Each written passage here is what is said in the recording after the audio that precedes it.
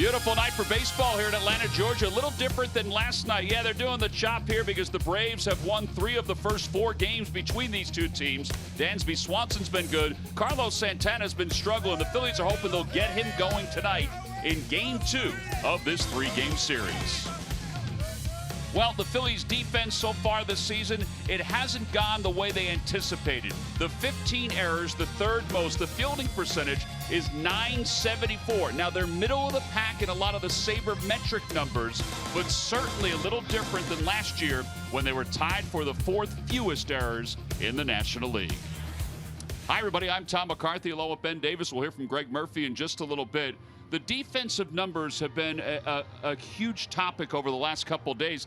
The biggest thing, though, is that the starting pitching has been able to erase a lot of those numbers. But the miscues are not only physical, there also are some mental ones, like last night with Odubel Herrera. Yes, indeed. I can deal with a physical error just as long as you're making that error on the side of aggression. It's going to happen from time to time. Nobody's perfect. But the mental miscues, well, they're just not tolerable, especially in the big leagues. This play last night, it's an easy double for Odubel Herrera. All he has to do is get on the ground and slide. He may have kicked that ball in the left center field, and Carlos Santana would have scored. But this absolutely cannot happen. Well, this could have cost the Phillies the ball game last night. I mean, we never know, but it could have cost them a big inning. This is Odubel's comments. I misjudged the play. I really thought I could make it without sliding. Now, the moral of the story is just slide. In fact, Gabe Kapler said, I talked to Odubel about it. It's a play you have to slide on. He knows that. And next time he's going in and he's going to slide for sure. At least that's the hope. But then later on in the game, this happened out in center field. We didn't think it was that bad.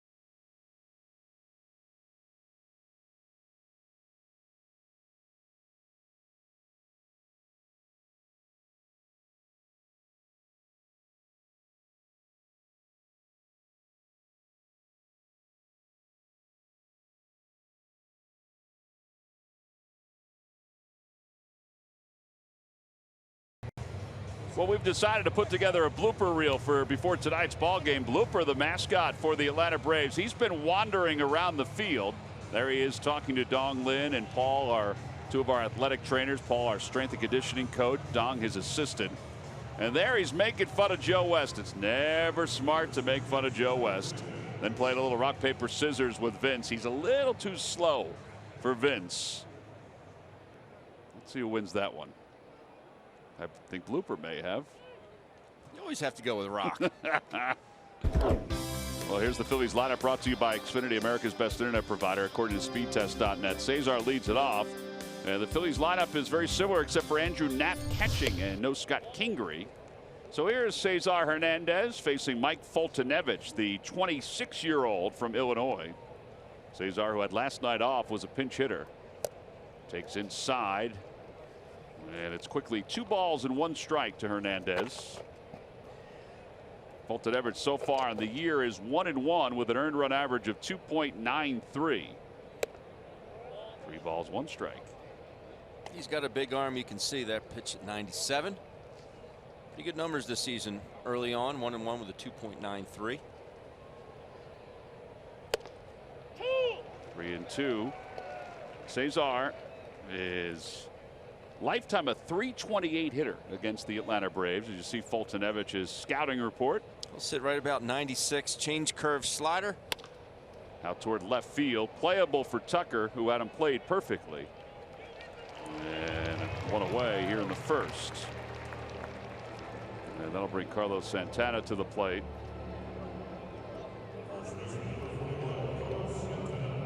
Santana's off to a rough start average-wise. He was 1 for 4 last night with a walk. He is 0 for his last 11.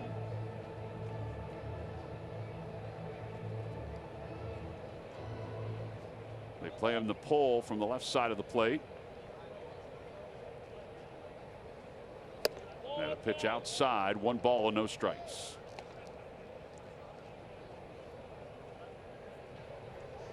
Phillies, who have been very good with runners in scoring position this year, struggled last night. And hopefully they can get those guys in scoring position again tonight and capitalize. As you see the 3 infielders on the right side.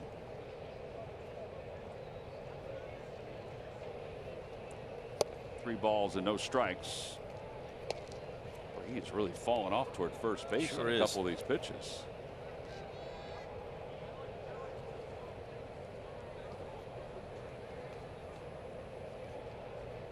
And he just walked Santana on 4 pitches. So the Phils have a base runner with 1 man down. And that will bring Odubel Herrera to the plate. He's just trying to overthrow. Yeah, somebody that throws 98 doesn't really have to overthrow. No. Well, last night Odubel gave the Phillies the lead 1-0. But then things sort of unraveled for him. It looked as if he was going to give the Phils a chance for a big inning. And he was thrown out, not sliding at second base, as we've talked about, as Markakis picked up the outfield assist.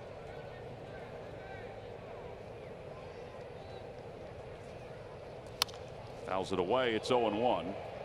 Gabe said that he didn't say anything to him during the game. He didn't feel like there was a need to say anything to him before the game, during the game. He said that's just his style, Kapler's style. He said that he waited till after the ball game before he had the conversation with him. No balls and 1 strike to Herrera. Inside, 1-1.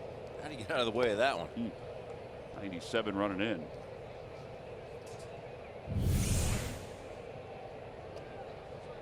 Right at his belt buckle. Yeah, Dubel said he was embarrassed of what happened last night. He said it can't happen. Yeah, and Rhys Hoskins did talk to him during the game. And Jim Salisbury from NBC Sports Philadelphia.com is going to have a story about Rhys emerging as the leader of this team. And you'll be able to read that in the next several hours. 1 ball and 2 strikes to Odubel. And fouled right past Dusty Wathan. Very agile down there. That's because he walks 90 minutes a day, Ben. He's on his feet, moving around.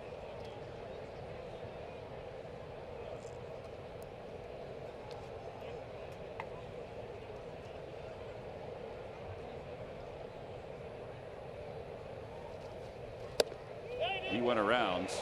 He didn't do it with his top hand. He just did it with his bottom hand. And there's the first strikeout for Fultonevich. And 2 outs here in the first.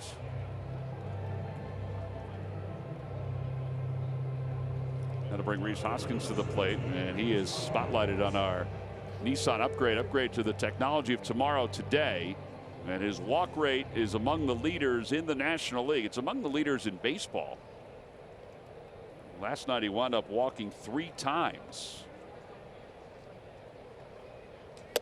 which also means his on-base percentage is still through the roof. He has reached base safely in 8 of his last 9 plate appearances.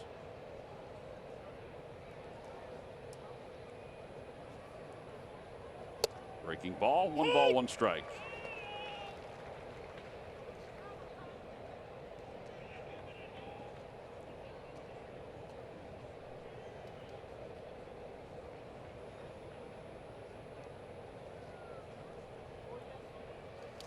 Right through the legs of the catcher, and it shoots back to the mound. Carlos Perez had no idea where it was, and it had already shot past him. So the wild pitch will allow Santana to go up to second base. Goes with the slider, doesn't get his mitt down on the ground. And off that brick wall, it's really carrying back. How many times have we seen that already this year, where the balls have shot right back, either to the catcher or toward home plate? Down and away, 3-1. It's 3 sliders in a row. Is that just respect, you think, or just afraid to throw him a fastball? I mean, if I threw 98, I wouldn't be afraid to throw anybody a fastball. But I think you're right. It's a sign of respect, and he's dealing with whoever's on deck. He's already got 3 3-ball counts as you take a look at that note on Hoskins. 3-2, another breaking ball. Man.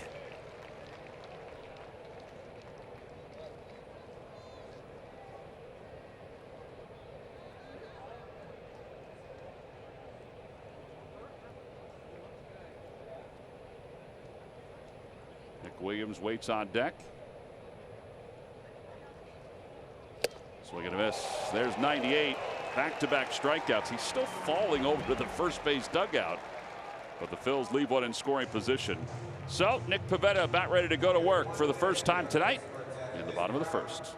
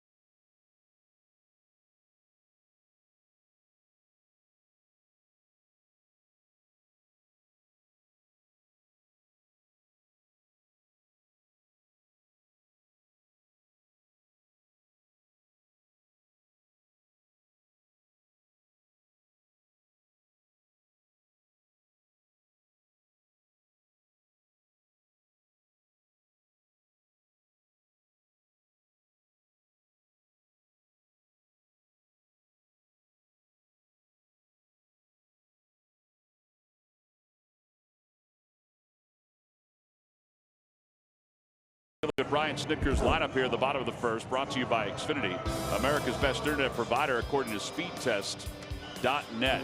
Ender Inciarte will lead it off, then Ozzie Albies and Freddie Freeman. It's essentially the same lineup as last night. They have moved around Dansby Swanson and Ryan Flaherty. That's because Carlos Perez does the catching tonight.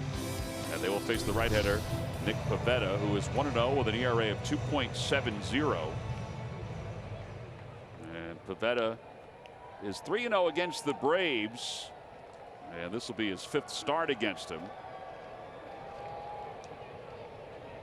So he's won the outing against the Braves his last time, the opening weekend of the season, but he only lasted 4 innings. First pitch to Inciarte is fouled away. It's 0-1. You know, we'll keep an eye on Pavetta with his breaking ball, because we've discussed this over the last handful of games, how his slider has sort of migrated into a slurve, but it's actually more of a curveball that he's using than a slider this year. There's a curveball that's up. Now, so far this season, according to StatCast, his curveball has been thrown for strikes, the 8th most in baseball, whether it be swinging strikes or called strikes. Now, that's huge considering that he can top off like Fultonevich at 97 miles an hour. Correct. So here he is, 1 ball and 2 strikes. He's already thrown 1 curve. And let's see if what he comes with. He's going to come with a fastball up. Now, that was one of the goals before the season began. Fastball up in the strike zone with 2 strikes. Murph and I were talking with Chris Young, who's going to be on the broadcast a little bit later, but why this success is really starting to come in into Nick Pavetta's curveball is laced to left field for a single. But why it's really helping Nick out in the fact that he's having more success because he's able to spin the ball early in the counts. He's able to throw the breaking ball for strikes. And then they have to respect the 95 to 98 that Nick throws, but that's what he really attributes all the success that Nick is having early on.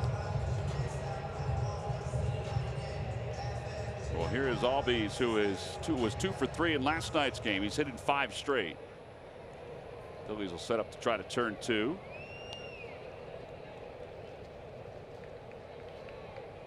Fastball outside.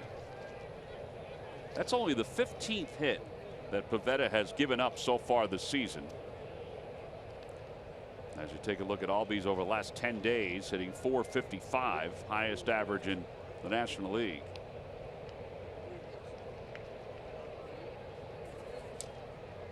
But Pavetta with 15 hits allowed and 16 2/3.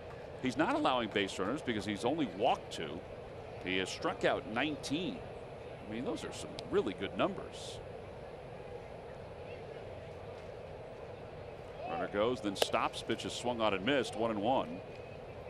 This Braves lineup is stacked with lefties. Lefties hitting .308 against Nick Pavetta this year. Righties hitting just $182. Yeah, they have 8 hits against him. Left-handers do.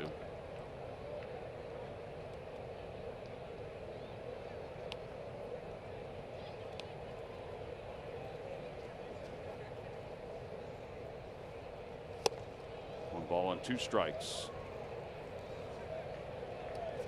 That was a quick slide step, but he was still able to command the fastball, which you'd like to see. Still allowing his arm to catch up. Some guys just get too quick. Their arm drags. They push the ball high.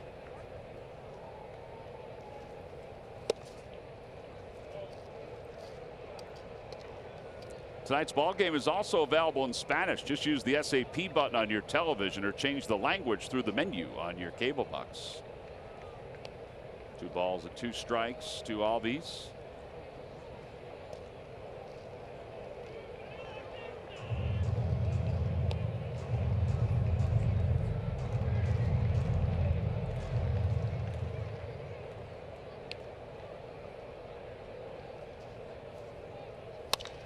Out to center field. That's well hit. Odubel's going back toward the fence and will make the catch. And back to first base goes Arte. Good first step here by Odubel. Yeah, he was shaded to left center. He was. Ball really jumps off Ozzie Albies' bat. It's a good first step here by Odubel. This ball is hit very well. See where Odubel originally started. He gets there easily. Nice play. Now Freddie Freeman. Freeman is 0 for 7 with a couple of strikeouts against Pavetta. And it's 1 ball and no strikes.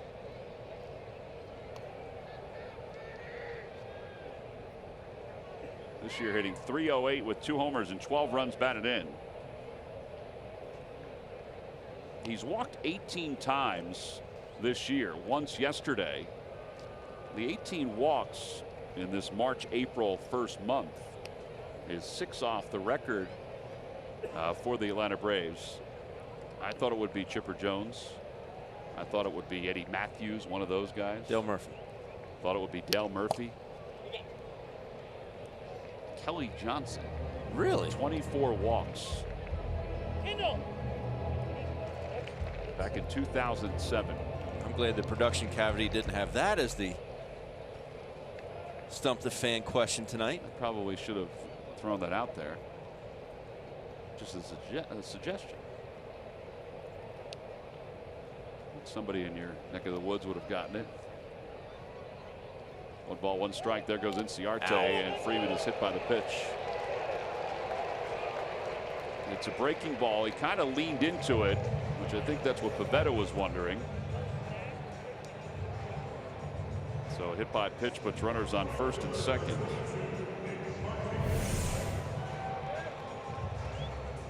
Right off the elbow. Yeah, he didn't really lean as much as I thought. He's so close to the plate.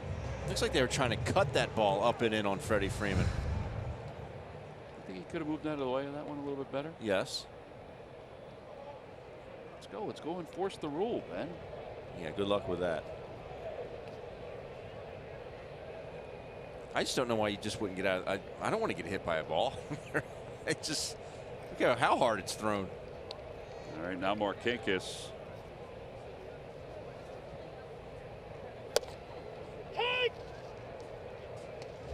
He was 0 for 3 in yesterday's ball game.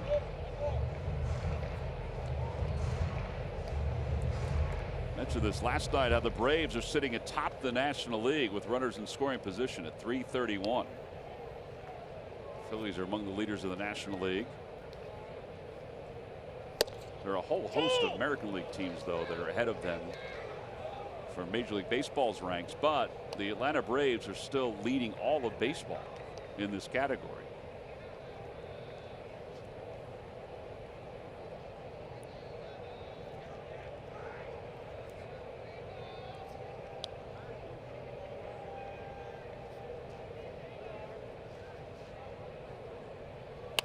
Over to third base. Franco's got it to second for 1 and bobbled by Crawford.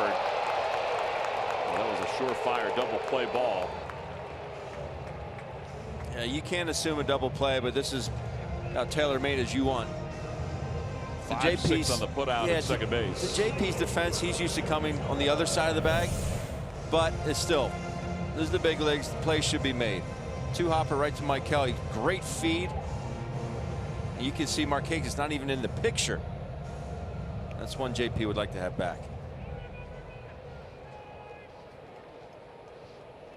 Yeah, no error because you can't assume the double play, as Ben mentioned. But the Phillies have had some physical, some mental mistakes over the first few weeks. Here's Preston Tucker, who takes outside 1-0. And it's also a few more pitches for Pavetta to throw.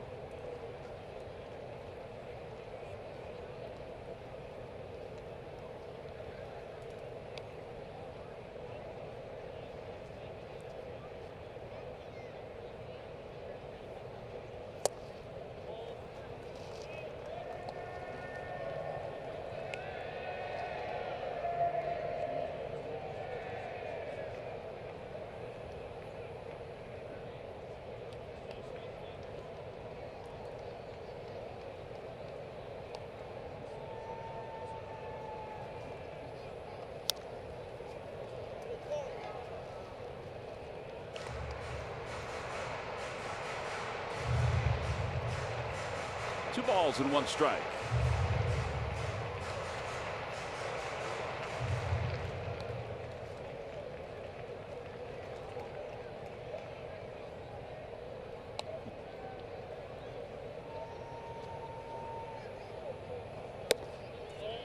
Getting around that breaking ball a little bit, Ben? A little bit. Kind of pushing it.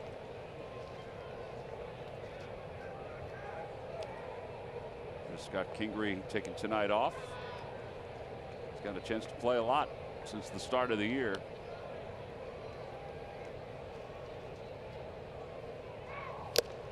Good fastball. 3-2. Here it is. Hit it. Just threw that one right on by Tucker. Santana's going to play behind the runner at first.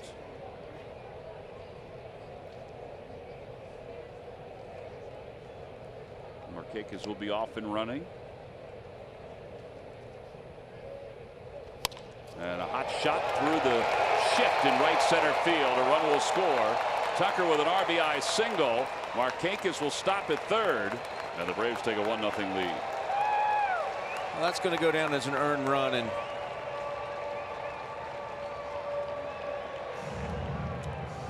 in all reality, Nick Pivetta should have been out of the inning. He challenges Tucker again, 97 on this one. Down and in, and somehow manages to hit it through 3 on the right side of that diamond.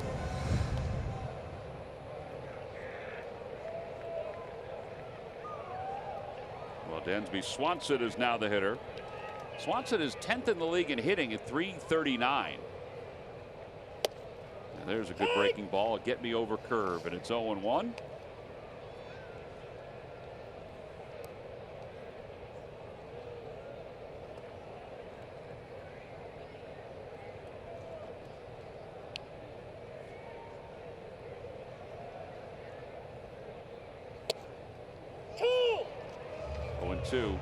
That's where the difference in the breaking pitch is hard to follow. Now that's a slider, isn't it? At 81 miles an hour, or is that a curve? I think it's a curve. Really? 25th pitch of the inning coming. And the 0-2 pitch. Fastball fouled off to the right.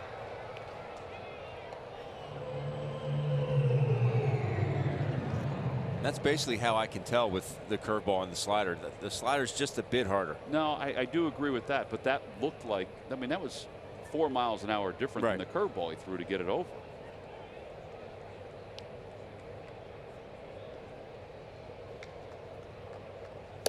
Outside, 1-2.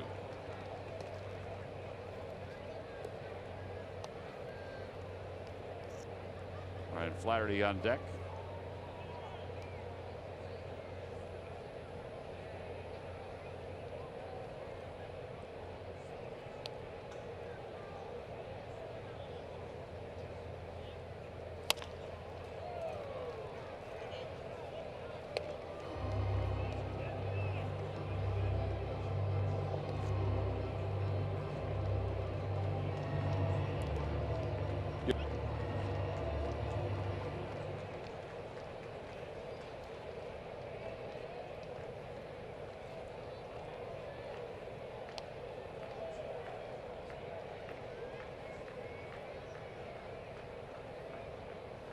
Outside again, runner goes from first. They'll just allow Tucker to go.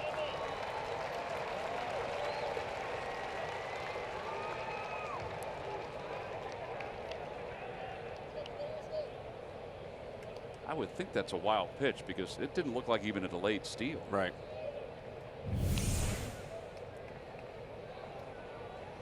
Yeah, ball in the dirt, it's going to be a wild pitch. Pretty good read, though. It was.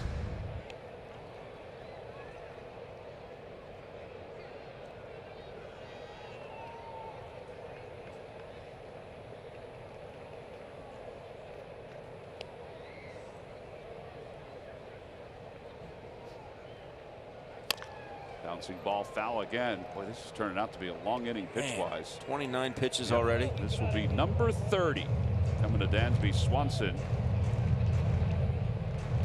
The drop by JP has extended the life of this inning. Let the Braves score a run. Drew Hutchinson is starting to warm up in the bullpen for the Phils.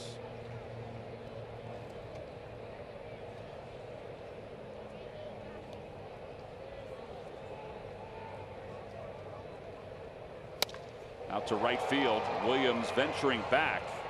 So 14 additional pitches for Nick Pivetta after the drop at second base, and a run scores for the Braves. We'll head to the second. It's the Braves 1 and the Phillies nothing.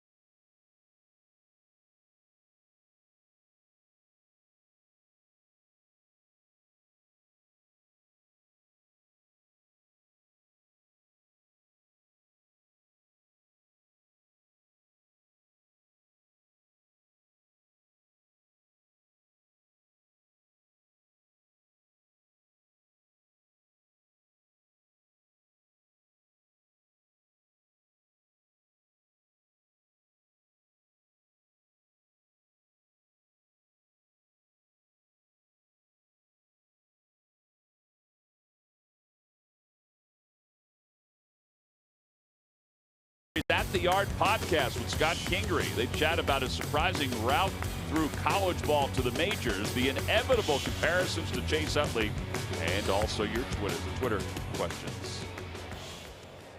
Twitter questions. We go to the second. Phillies down 1-0. And Nick Williams takes a strike. It's 0-1. Williams had a pinch hit in last night's ball game, hitting .294 with a home run and 4 runs batted in.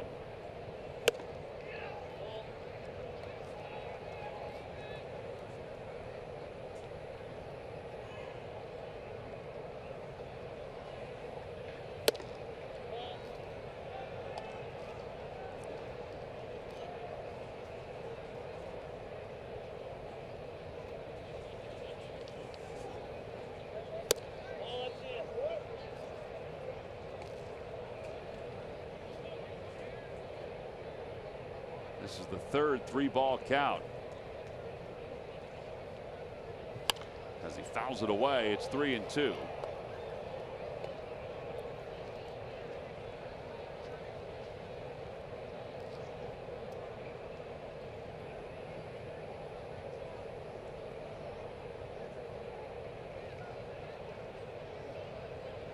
And ball 4. So that's the second walk issued by Fultonevich. And now Michael Franco's had some good success against Fultonevich. That gentleman has included everybody. Got Joel Embiid, Carson Wentz is there, Ben Simmons is on there, the Phillies players are on there as well. You gotta put the mask on JoJo, don't you? Baby steps, Ben. Baby steps.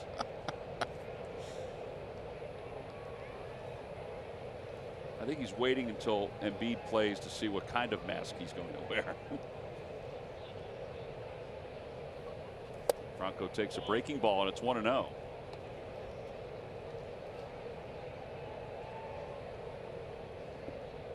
Michael was 0 for 4 in last night's game, hitting .214, 2 homers and 15 runs batted in. That one's pulled through the hole on the left side. Williams will stop at second. Boy, he can move, doesn't he? He can run. So the Phils are the first 2 runners on. Amazing how some pitchers you just see better than others. Like I look at Mike Fultonevich and I'm thinking, man, this guy's got really good stuff. And I think in the long run, this is going to be an excellent trade for the Braves. They traded away Evan Gattis to get him from Houston. But I think in the long term, I think this guy's going to be special. But Michael goes up and just nothing to it. Just sees him well, and obviously the numbers prove that. Yeah, 5 for 13 now against him. I think the other part of it too, Ben, is that he fell behind 1-0 and had already walked a hitter ahead of him, and so Michael can then just sit fastball.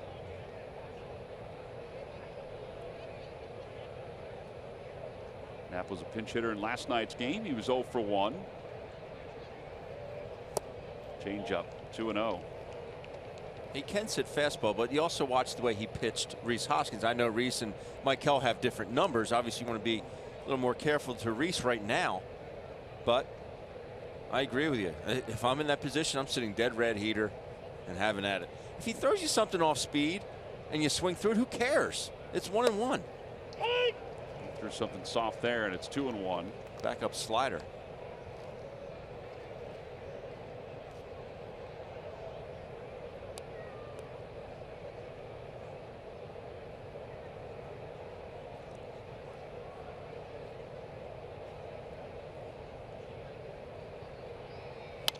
Fouled back. 7 balls, 5 strikes so far for Fultonevich in this inning. MLB At Bat is your #1 Philadelphia Phillies app. Customize your experience to catch every moment this season. Get the Phillies home screen icon and features such as the MLB.TV Game of the Day, pitch tracking, in-game highlights, live radio broadcast, stats, news, and more. Download MLB At Bat today. Swing and a miss. Got him with a slider. That is the 3rd strikeout for Fultonevich. And here's Nick Pivetta. Another backup slider.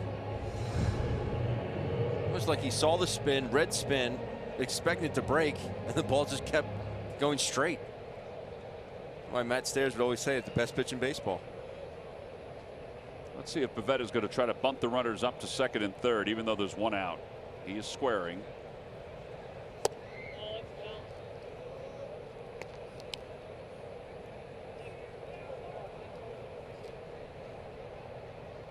I have to tell you, I can't decide whether I think it's at all worth it for the pitcher to bat eighth or ninth. I don't like it. And maybe because we're so used to the pitcher just batting ninth. Because if he bunts here, which I still think he's going to, and it's successful, then it's second and third, 2 outs. Then you need a clutch 2-out hit. Exactly.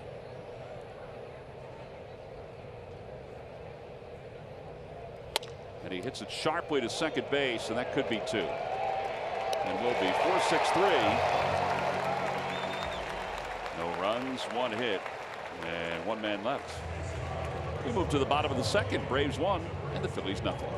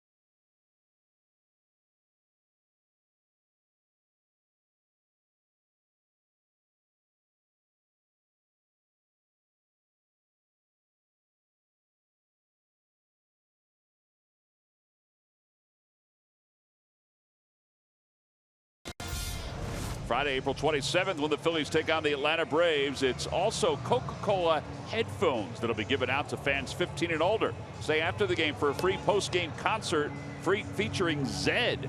Order your tickets now by going to Phillies.com.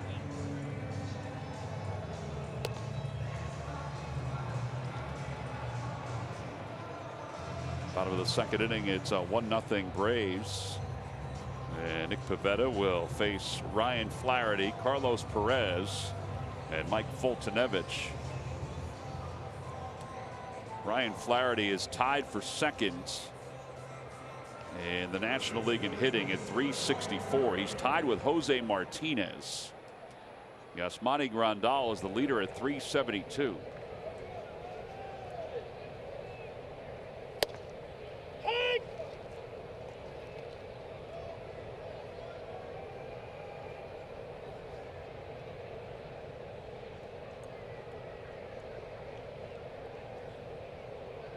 Curveball just a bit outside, 1-1. You saying because of the pitch? I thought it was a good pitch. Okay. The batting average on balls in play, 471 for Flaherty inside. If you go to the stats page, you see BABIP. That's what that is.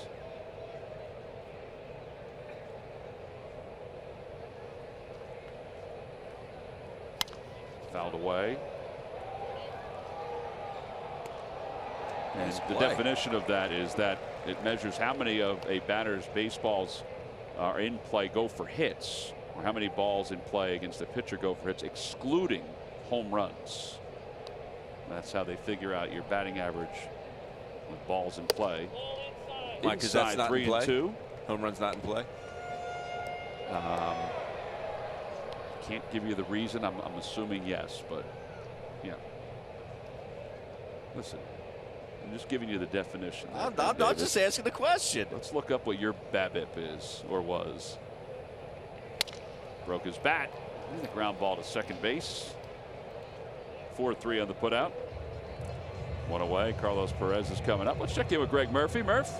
All right, thank you very much, Tom. Well, Nick Pivetta, as you guys talked about, still looking for win number 1 on the season. But if you've been watching him pitch, you know that we're seeing a little bit of a different pitcher than we saw even just a year ago with Nick Pivetta. Obviously, you talked about the curveball. It has been so much better this season. Gabe Kapler also said his timing and rhythm out on the mound has been improved, and therefore he has become a little bit more athletic out there on the mound. But if you want to see what he's been doing really well early in the season, all you have to do is look at that strikeout to walk ratio, which you guys talked about. 19 strikeouts and 2 walks. How about this? Last year, he faced 129 batters who worked a 3-ball count. He walked 57 of them. That's 44%. This year, 13 batters, yes, small sample size, that had 3 balls. He's walked only 2 of them. That is 15%. That is a huge difference. And obviously, not putting guys on base, not giving them free passes is going to lead to much more success. And that is what we've seen from Nick Pivetta early this season so far. Murph, that sounds like very simple math. Very simple math indeed. And excellent, too, because his command is better. I think we noticed it even in spring training that his command is better. And, you know, Murph said it was a small sample size. Part of the reason why it's even a small sample size, too, is that he's getting outs earlier in these counts, yes, which has been good. And the other thing is, Murph, remember we were talking to Chris Young today, is the fact that I said, Chris, is it that Nick Pivetta realizes he doesn't have to be perfect because his stuff is that good? And CY said, yeah, it pretty much is. Yeah, and I think you could say the same about Vince Velasquez this year. And he's starting to realize that he doesn't have to be perfect as well. And therefore, it frees him up a little bit on the mound, gives him a little more confidence. And, hey, anytime you're pitching with confidence or doing anything with confidence, you're going to do it a little bit better. This is a 1-3 with a little extra splash to it. And Pivetta has a quick second inning. 2 of the Bucks. J.P. Crawford will lead it off when we return to Atlanta.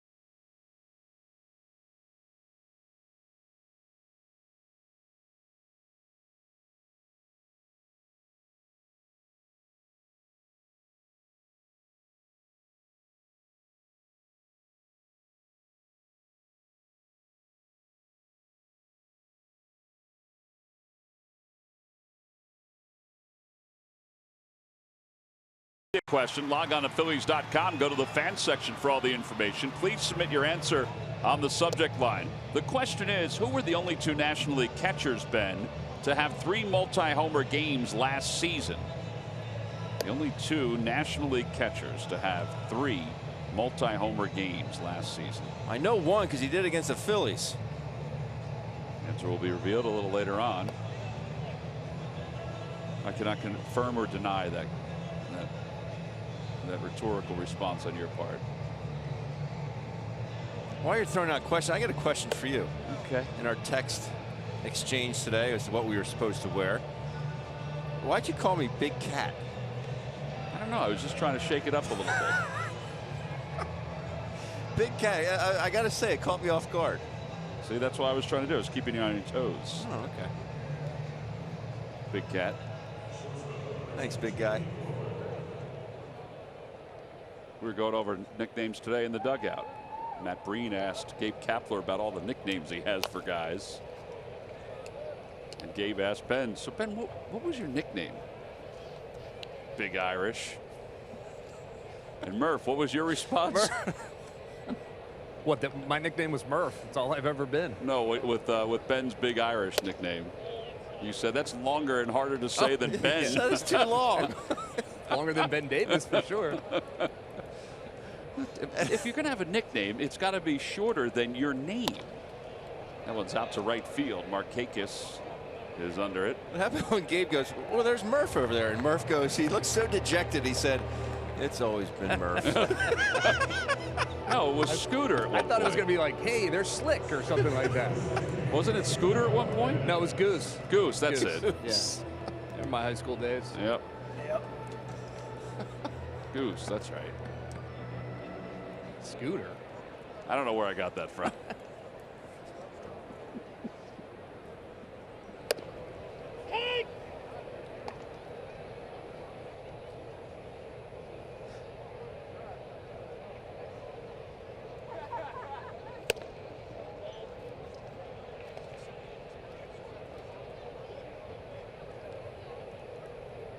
One ball and one strike to Cesar. And it's 2-1.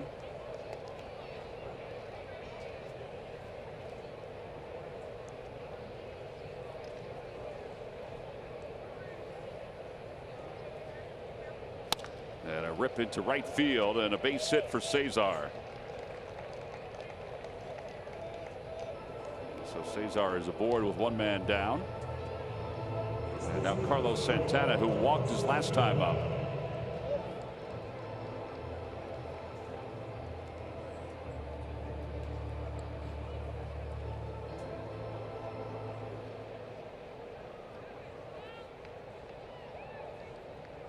We talked a little bit about how, before the game we said how people are kind of tired of hearing about how hard Carlos Santana is hitting the ball. Right. And understandably so. Well, he's hitting 128. Well, that is the lowest batting average among position players, but he has a higher hard hit ball rate than Charlie Blackmon, Bryce Harper, and Chris Bryant. I mean, that tells you right then and there that he is hitting the ball hard, just not getting results. Well, my eyes tell me that Bryce Harper's hitting the ball hard because he broke his bat and hit a home run. 2 balls and no strikes to Santana. And it's 2-1. But yes, it still has been, numbers wise, a frustrating start for him.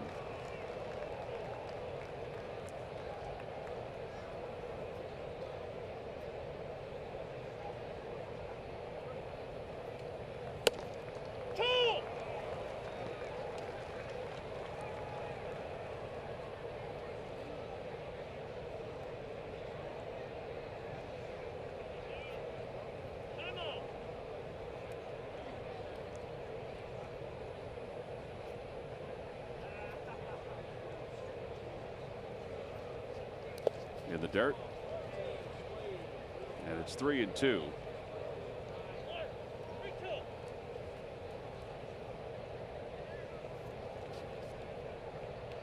Different situation than when Preston Tucker went to second base on that ball in the dirt. He has less speed than Cesar does. This is the 5th 3-ball count now for Fultonevich. And a check swing, ball 4. That'll put runners on first and second with one man down. Well, if you have some extra time and your kids are looking to spend some energy, why don't you go out to the yard at Citizens Bank Park, hit some home runs at the Citizens Bank fan field, climb the Fanatic climbing wall, throw some pitches in the mini bullpen. After the activities, treat yourself at the Turkey Hill Ice Cream Bar, open before and during every Phillies home game. For more information, visit phillies.com/theyard.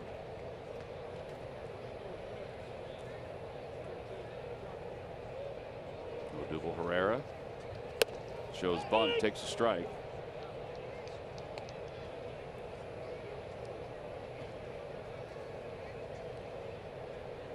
Odubel is hitting .333 in the year plus that this ballpark has been open.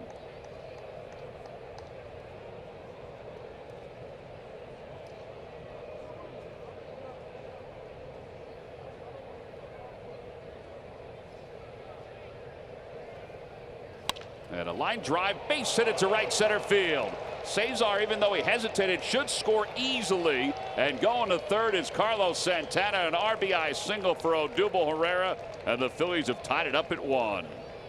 This ball just eludes Ozzie Albies. Good piece of hitting there by Odubel, but the read that Carlos Santana had is remarkable because Albies fairly close to this ball, but Carlos is off to the races right away. It's just a high fastball there right in the middle of the plate. Odubel gets on top. But from where Carlos is, I mean, that's a pretty darn good read for Carlos. Not the fleetest of foot, but makes it to third base easily. And that's what you want to be. Third base, less than 2 outs. So Phils have 2 runners on. And Rhys Hoskins, the hitter. Hoskins struck out his first time up, one of those 3-ball counts from Fultonevich. And a fastball upstairs, 1-0.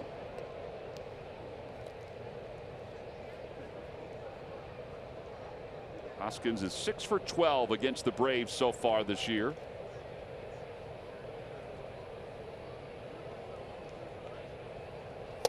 On the inside corner, and it's 1 ball and 1 strike.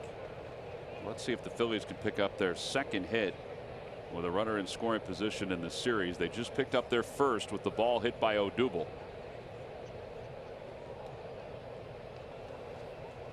Bouncing ball toward the left side. Flaherty flags it down to second for 1. Over to first in time.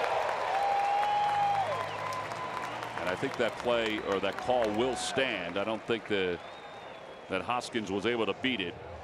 And the Phils have tied it up at 1 here in the top half of the third. They leave 1. We'll leave for the home third right after this.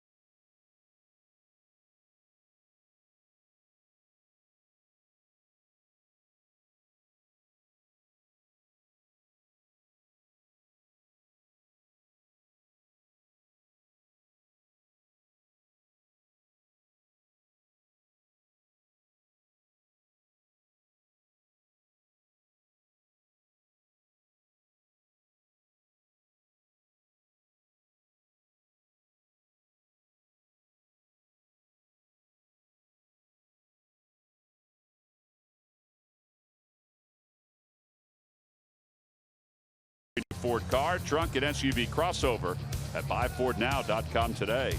And by Geico, 15 minutes could save you 15% or more on car insurance. Phils will wrap up the series here in Atlanta tomorrow. It's our second series already here in Atlanta. And then the Phillies will head home for 10 games, beginning with 4 against the Pittsburgh Pirates on Thursday night. Be nice to get home for that long a period of time as Inciarte fouls it back. It's 0-2. Looks like the weather's going to get better too. I know today was horrible back home.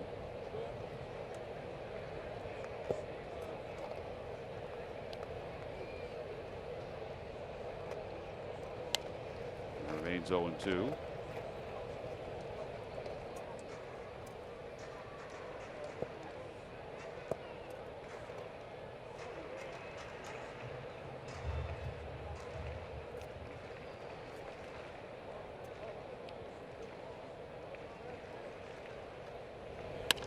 Fouled away again.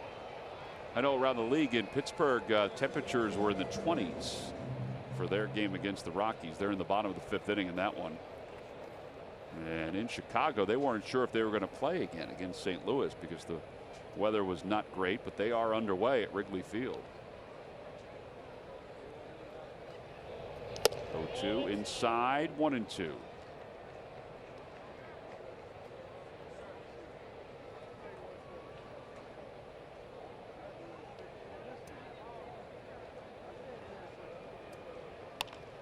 And there's a floater out to center field, a base hit. He tried to get a breaking ball in on him toward his back foot, and it just hung too much over the inside part of the plate. And Inciarte is now 2 for 2.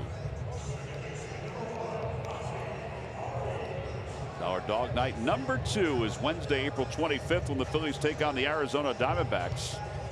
So mark your calendars, the second Hatfield Phillies Frank Dollar Dog Night of the year. Go to Phillies.com to purchase your tickets.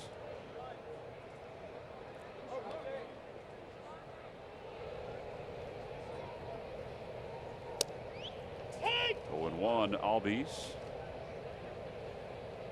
The youngest player in baseball is Ozzie Albies.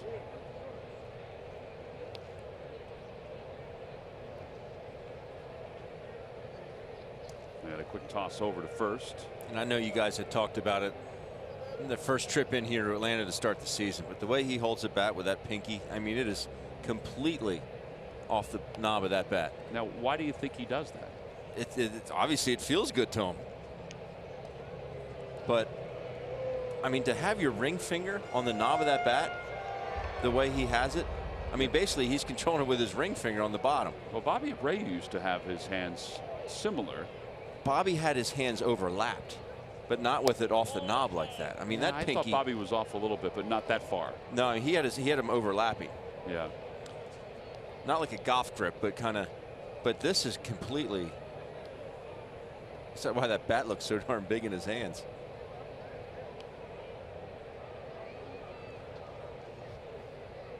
Swing and a miss, 1-2. Well, Dave O'Brien from the Atlanta Journal-Constitution, the local paper here that covers the Braves, he had a story in today comparing Albies' numbers for his first 72 games as a major leaguer to some of the game's best young players now, like Bryce Harper and Mike Trout. And he had some other guys in there. He had Freddie Freeman in there. He had Chipper Jones in there. But just comparing Albies' numbers through the first 72 games to Trout and Harper, Albies is a .296, 17 doubles, 11 home runs. Those are good numbers. Yeah. So if you compare through 72 games for Harper, as he's down on strikes, Harper was .268, 15 doubles and 8 home runs. Trout .268 with 14 doubles and 10 home runs. Now he's not going to be those guys, but there's obviously a comfort level that he's already built in to his big league career. I would say he's not going to be those guys power-wise. No. But average-wise, I might think he could be up there. Yeah, he could be. It's a small sample size yet. Freddie Freeman hits one out toward left center field. Odubel has it lined up on the track. Tagging from first is Inciarte. The throw will not get there in time. I love that play. And I think you're starting to see more guys do it. If you know an outfielder is going to be camped, there's just no way Odubel can throw him out at second base right there. So why not take advantage of that and get in the scoring position? You see Inciarte, he realizes he's camped. He's no brainer. I'll get back and tag up. It's just a heads up baseball play. We saw Cesar do it the other day in Tampa.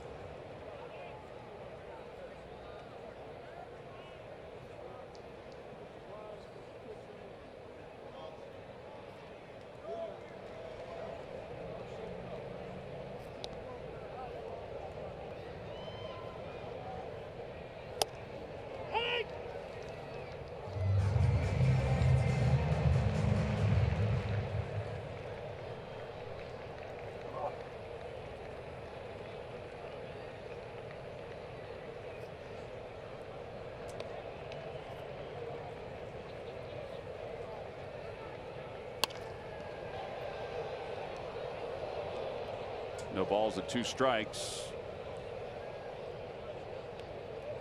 Phillies assistant pitching coach Chris Young is going to join us in the next half inning. Chris has a very interesting job with the Phils because not only is he the assistant pitching coach, but he, along with Sam Fold, kind of work on the alignment of the outfielders. No balls and 2 strikes with a runner at second base. Fastball outside. There's Chris.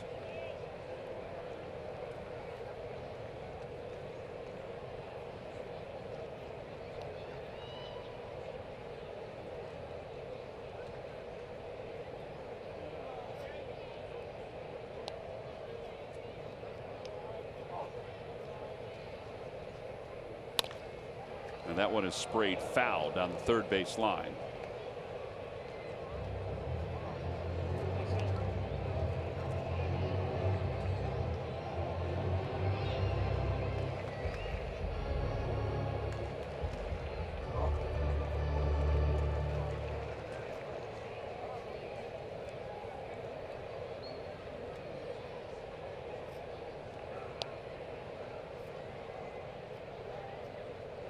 There goes Inciarte, and the pitch popped up.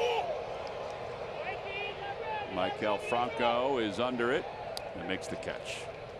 So Pivetta allows a base runner, but leaves that base runner in scoring position. We've played 3. We go to the 4th. Nick Williams will lead it off.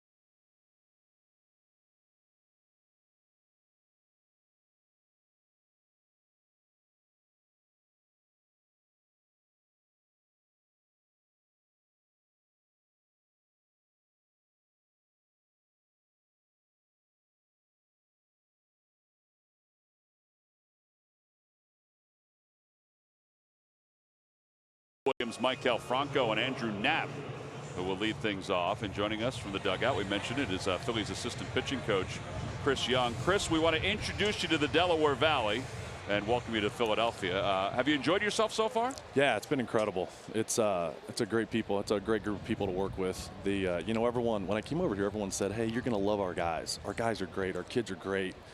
You know, and you wonder if you hear that everywhere you go. And then being over here, man, these kids are incredible. They work hard. They're really good people. And they're just really fun to be around on a daily basis. And I know we say that you're the assistant pitching coach and you work hard with Rick Kranitz and with Jim Gott, the bullpen coach. But it's a little different setup for you in your role because you also handle, with Sam Folds' help, the alignment of the outfielders too here with the Phillies. Yeah, absolutely. It's you know, it's one of those jobs on a major league bench that needs to get done. And with kind of the makeup of our staff, with the construction of the way it was set up, it was something that kind of Gabe and I talked about, and I felt comfortable with it. And fortunate enough for me, I've got Sam around every day. And you know, Sam played me like 6.5 years in the big league, so I've got a pretty good guy that I can chew on his ear every day. CY, if you have a set alignment where you think the guy's going to hit a ball in a certain spot, and they end up hitting it to a completely different spot, beating the shift, quote unquote shift, how many times will he have to beat that shift till you switch back or make the adjustments? Yeah, you know, so I think we're constantly adjusting, right? I mean, we're looking at a minimum 150 batted balls. Okay. You know, some of these guys, we've got 300, 400, 500 batted balls, and so you know, we feel really good about what, you know, these guys. We're watching video. Patrick McFarland back in Philly is working his tail off on giving us some really good information. Sam's working his tail off on the video. You know, I mean, we feel really confidently when we put our guys out there in these spots. And all we're really trying to do, Ben, is we're trying to put these guys in the best position possible to make outs. We've got an athletic outfield. We've got guys that know what they're doing out there, and we're just trying to put them in the best position to make every play. Chris, you pitched as a professional, but how much being the scouting supervisor with the Astros the last several years, how much does that help you in that role, working with Sam and adjusting the outfielders? There's a fly ball to center field. Yeah, it does. I mean, I think when you sit 15 rows behind home plate for 7 years, you see the whole game, and you got to watch the whole game, and you always notice things, and you see 200 games a year, you see a lot of outfield play, and so it was something you always paid attention to. You're always looking at great outfield arms and positioning and so forth. So I definitely think that background helps in this job. Chris, what gives you more satisfaction, having a defensive alignment where something plays out and guys in the perfect spot makes a good play, or helping a pitcher maybe just change something to tweak him to get a little bit better on the mound? Both. Very PC answer. Yeah, both. I love it when we get to watch Stretch out in right field, make an incredibly athletic diving play in Tampa that maybe saves a game, and I love watching what Nick Pavetta's doing tonight. Both of them are really positive things. Well, that's part of it too, is watching the evolution of the young players, and you saw that in Houston. Can you compare it a little bit for what you saw in Houston?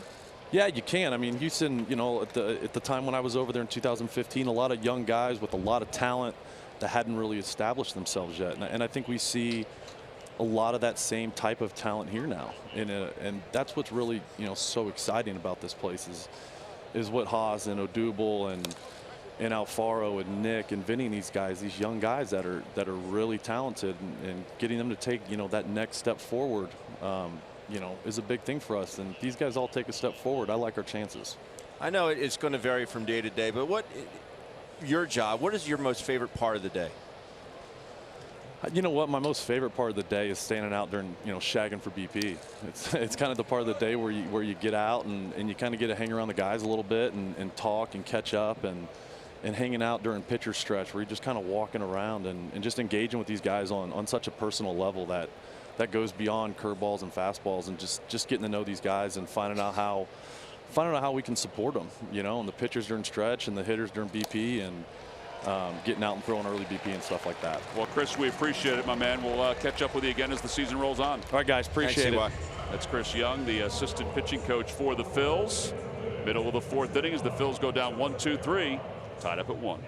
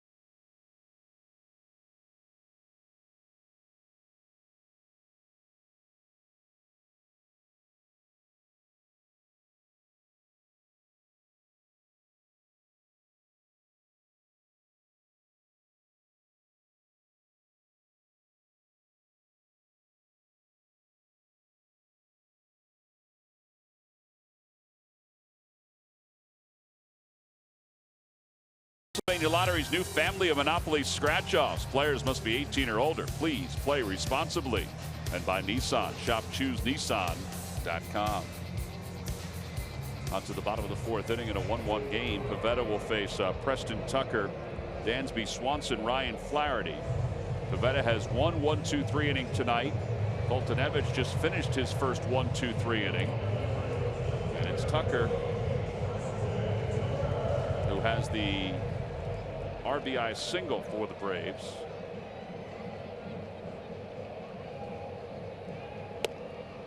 First pitch inside, 1 ball, no strikes.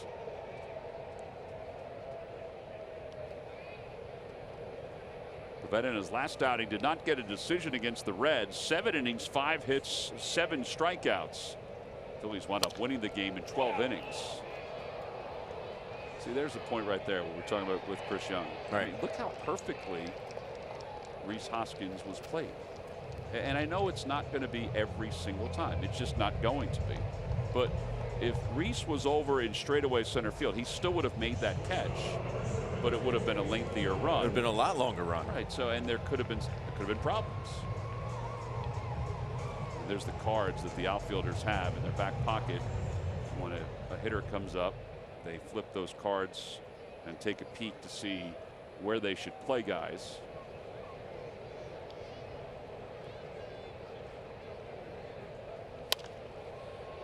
Off the first base bag. Out of play. I can't believe how precise those cards are. Jim Salisbury was on with us the other night for the pregame show, and he had one of the cards. Didn't have anything written on it, but he said, for instance, it'll say L17 for, say Tom McCarthy's up. It'll say L17, literally 17 steps to your left from straightaway, center field, left field, right field, wherever. For each guy. I mean, that's how precise. I'd like to think, Ben, that if I was up, everybody would be playing straight away. Just go to all fields. Use the whole field? Yeah.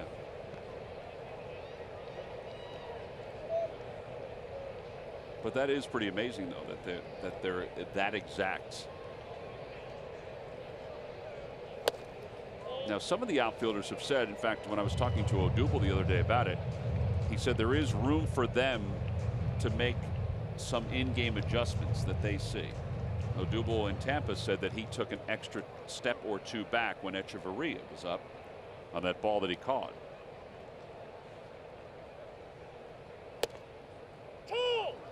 2-2.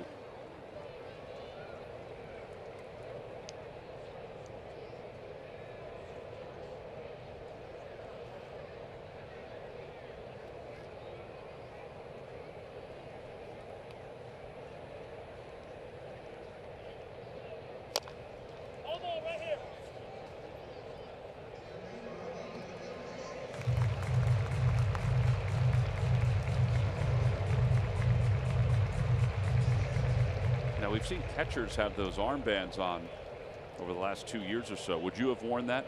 No. Would you have fought that, or would you have worn it? Like, if your staff wanted you to wear it, would you wear it, or would you have fought it? Well, be honest. You want me to be honest? Yeah. You would have worn it and not used it? Honestly, you can take this however you want it. I don't think I would have had to have worn it.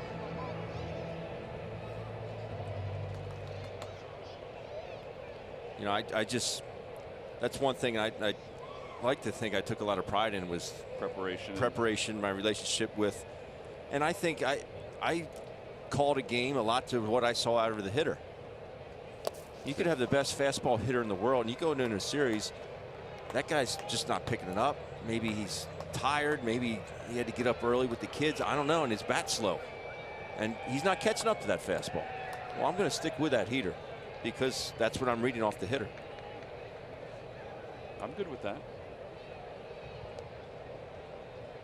3 balls, 2 strikes.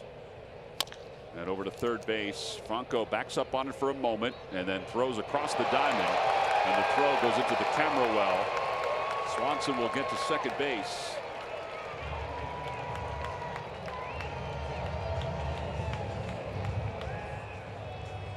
Very uncharacteristic of Michael right there.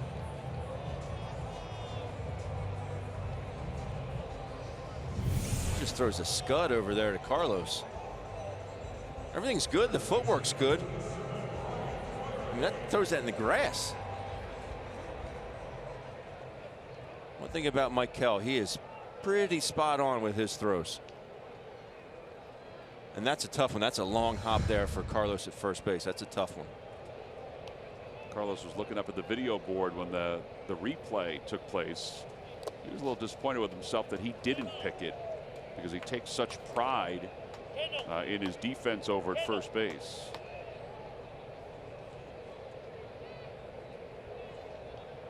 First error of the night for the Phils. We talked about the errors in the Open. They're near the top in the National League and in Major League Baseball. 1 ball and no strikes to Flaherty. Crossed up Andrew Knapp. And it's 1-1.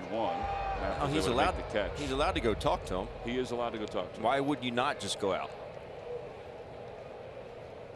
And it would not be a mound visit. You have to mention it to the umpire first. It was pretty apparent there by Andrew. Then you have to follow the rules. You know, having said that about the wristband, if my manager or my pitching coach said I want you to wear it, I'm going to wear it. Yeah, I didn't mean to make it seem like you were going to be insubordinate. Right. But it was more your answer that I was looking for. How would you feel about wearing it? I already know that you'd be insubordinate if given the choice. Thanks, Dad. But I think you're right, though. When you played, not that you played decades ago, but it was still a little different story with a lot of guys. Outside, 2-1. And how many times do we talk about it? I mean, perfect example, Nick Pivetta. Maybe the best way to get Flaherty out right now is a back foot slider. We'll say Nick Pivetta has a back foot slider, but that particular night, he can't throw it.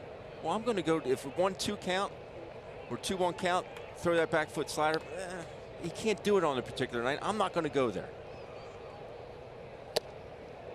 See, there's 95 that it kind of blew by him, although he may have been leaking to the outside part of the plate.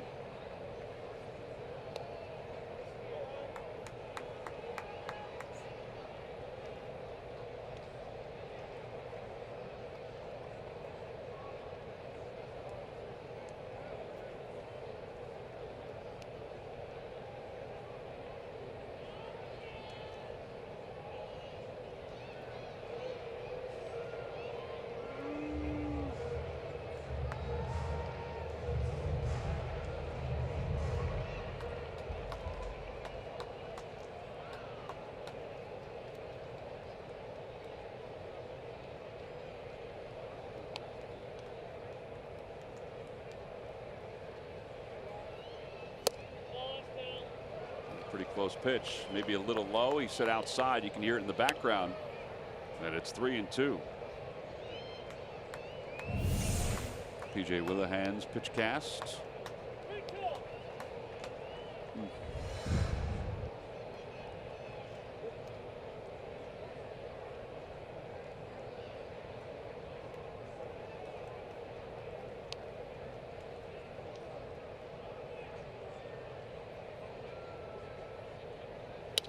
Over toward the shift, backhanded by Crawford. No play to get Flaherty. Still have an infield hit.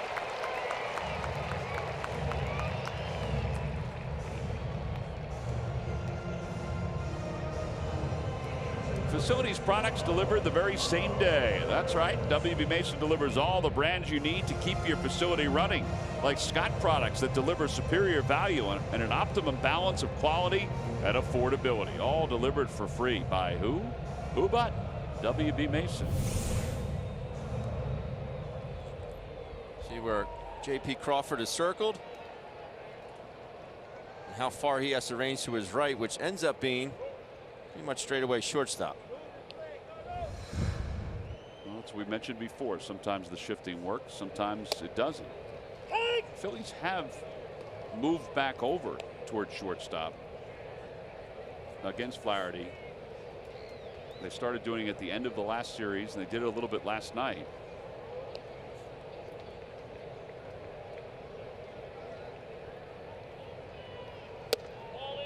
One ball and one strike.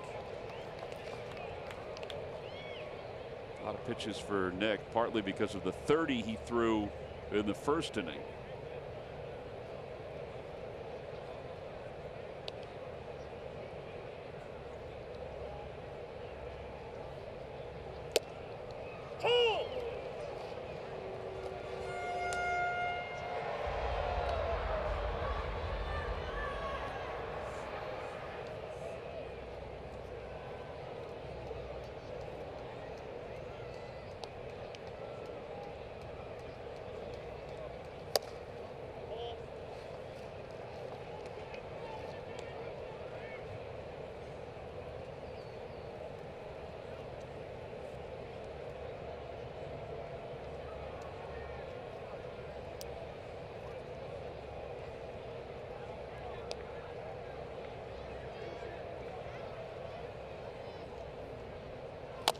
off the plate.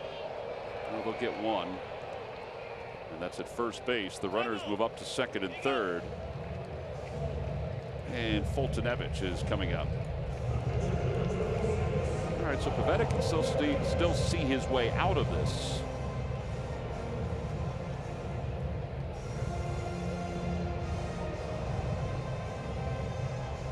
He hit that ball off cement.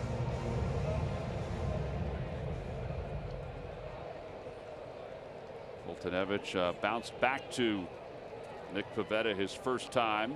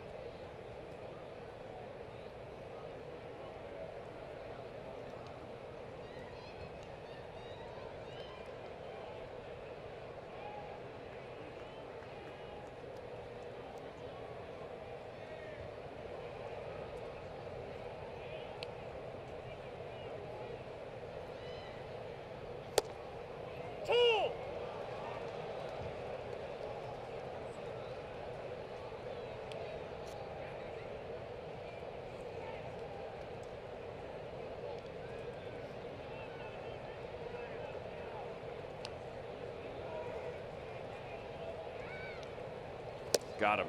Threw him a breaking ball that just kept on breaking. That is just the second strikeout for Pivetta, but it could not have come at a better time. On to the fifth inning. The Phils and the Braves even at 1.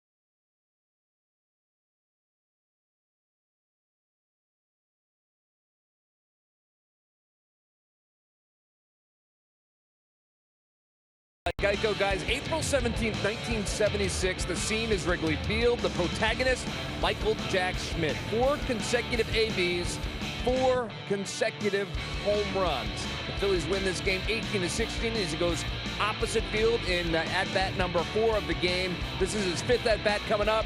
Yeah, why not? Back to left center field, 4 in a row. Phillies win it 18-16, and Mike Schmidt becomes the first player in the National League to hit 4 home runs in a row. I know many Phillies fans remember that moment, guys. I'll tell you one thing about Mike is that he's got some days in Chicago that he can freely talk about. Can he? How about in that game he hit 3 home runs off 2 brothers? Yeah, the Rushells. Rushells. Yeah, that's a stat packing day right there. He also had a single in that game. Big 5 hits in that game. That's a stinking single, Murph. Yeah, I know. Why are we bothering talking about that single? Well, so that's what Mike did before he was a broadcaster, huh? That's what he did. Oh.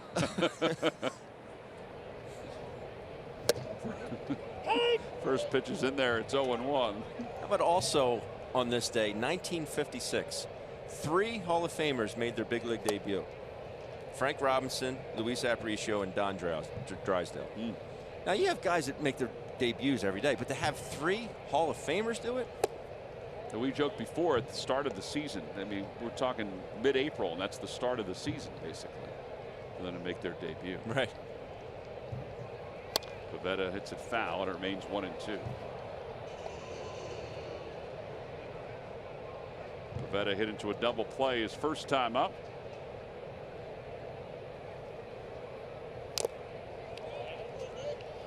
Murph, I really hope that Schmidt's watching this game. So that's what he did before. I knew it had to be something. Had to be something baseball related. Yeah. Yeah, because he keeps leaving his, his numbers everywhere.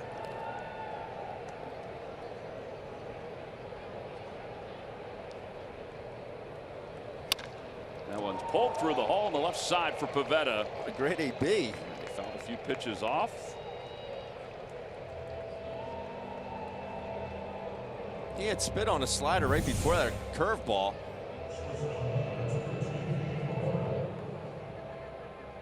It's a fastball, straight fastball. He gets to first base, he's shaking his hand. He hit that ball hard. He had to hit it on the barrel. Apparently not. Maybe not used to it. Here's JP, who flied out to right his first time up.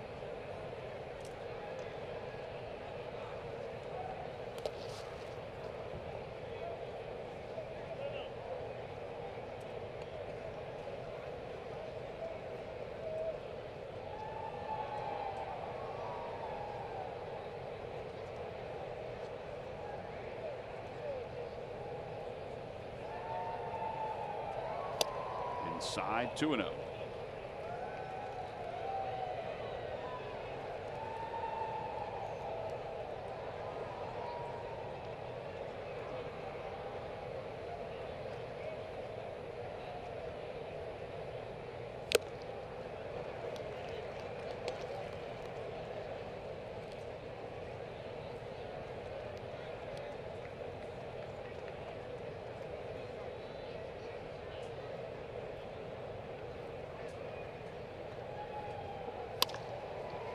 Fouls it to even the count up at 2-2.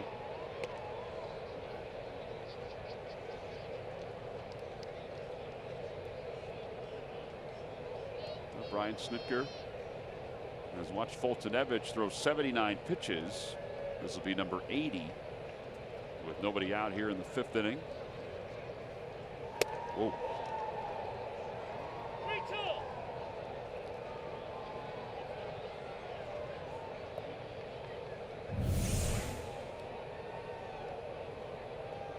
Ball was moving.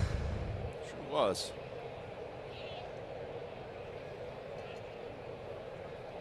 Got him. Give him a breaking ball. And that's 5 strikeouts for Foltynewicz. And 1 away for Cesar Hernandez. Good back foot slider there. He throws that slider about 25% of the time. The change in the curveball make up about 19–20%. Fastball at 55%. According to our graphs and our graphics, he has not given up a hit this year with that changeup. But as you mentioned, he doesn't throw it a whole lot. Right. He's gotten more strikeouts on it this year than he did last year. This is a guy that was 0-7 to wrap up last year with an ERA of 7.91. Now, some of that was not all of his fault. His team scored 9 runs of support for him in his last 7 starts. 9 runs.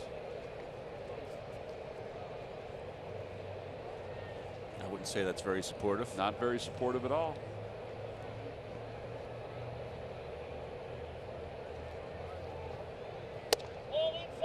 Awfully close pitch. 2-2.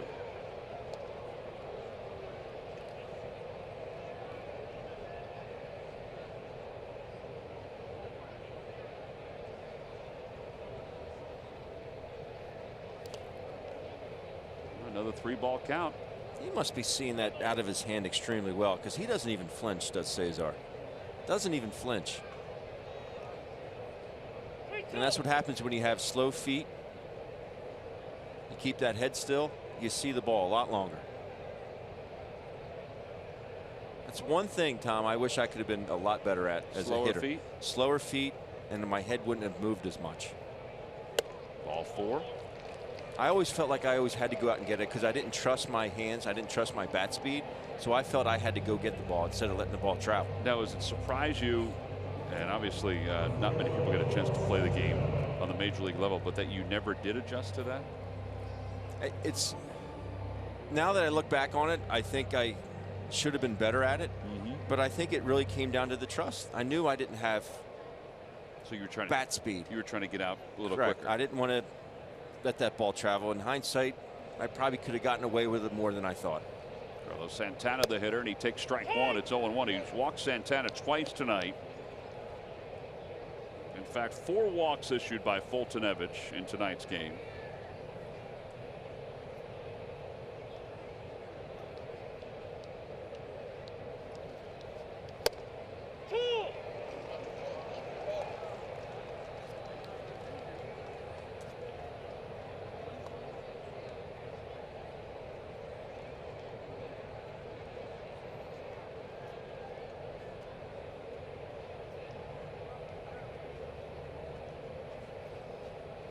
Check swing, bouncer back to the mound.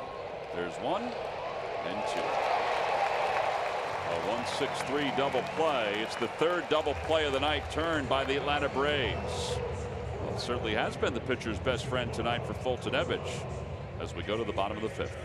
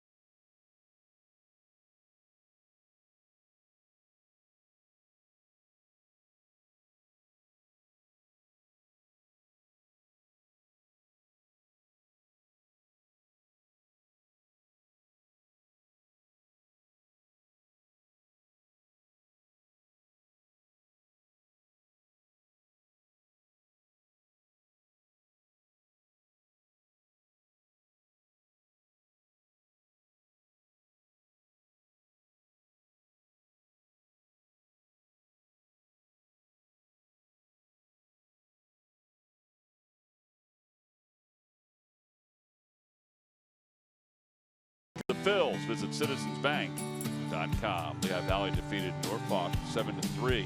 Mitch Walding had 3 RBIs. Reading defeated Harrisburg 6-0.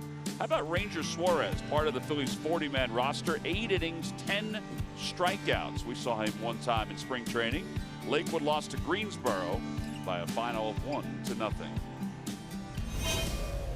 Nick Pivetta, as we begin the bottom of the 5th inning, has allowed 4 hits and 1 run.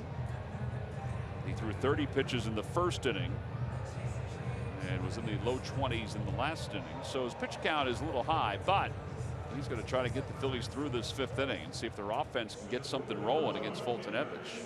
The pitch count has gotten up there, but I haven't seen the stuff suffer. His stuff is still there. Still very effective. And Ciarte is 2 for 2.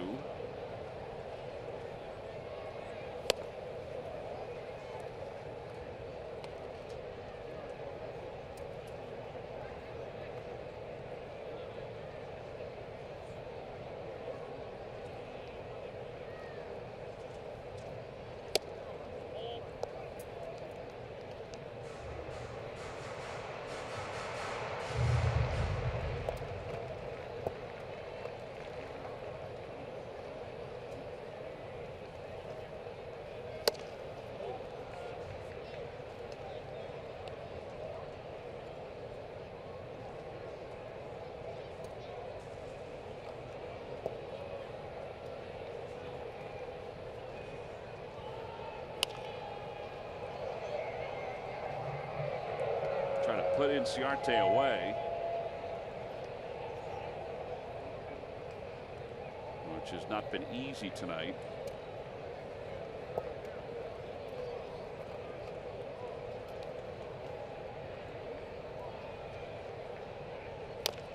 Fouls it off his leg.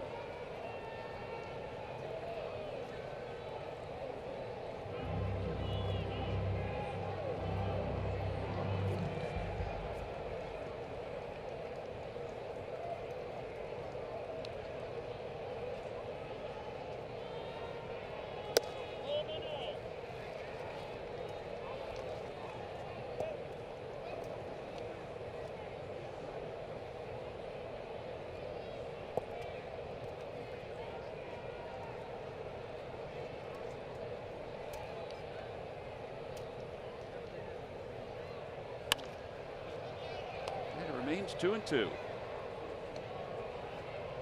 Phillies and the Braves are finishing up tomorrow the second series of the year between each other, but both are here at SunTrust Park. The first time they'll face the Braves at home will be at the end of April on this homestand.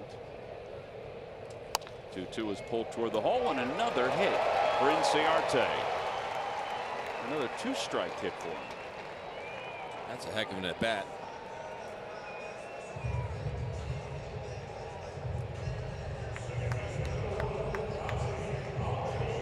Now here's Ozzie Albies. 9 meetings in March and April, 6 in Atlanta, 10 meetings the rest of the season. Phillies versus the Nationals. They have 3 meetings in the first 75 games. First series is coming up on the next road trip. Phillies will be in Miami and Washington. Last year we faced the Nats constantly. Right. In April and May, and then I don't think face until September. I could be wrong without looking at it. I don't remember this though. Facing a team 6 games in the same place. Right. You know, sometimes you face them at the beginning of the year, then you face them at your place.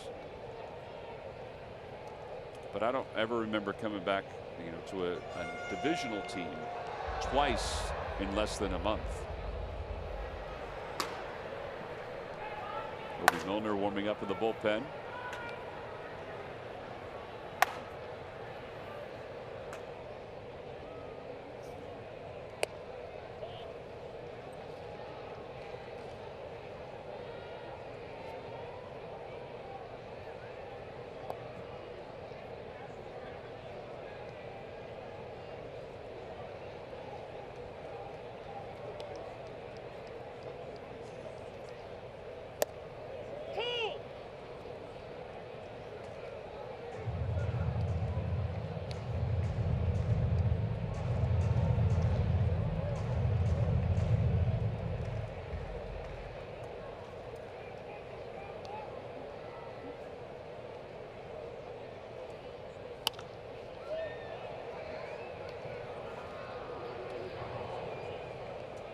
So another 2-strike at bat, and let's see if Pivetta can put him away. Freddie Freeman on deck. He flied out to the warning track his last time up. I don't know if he's going to face Pivetta. I think there's a pretty good chance he faces Obi Milner. I would agree.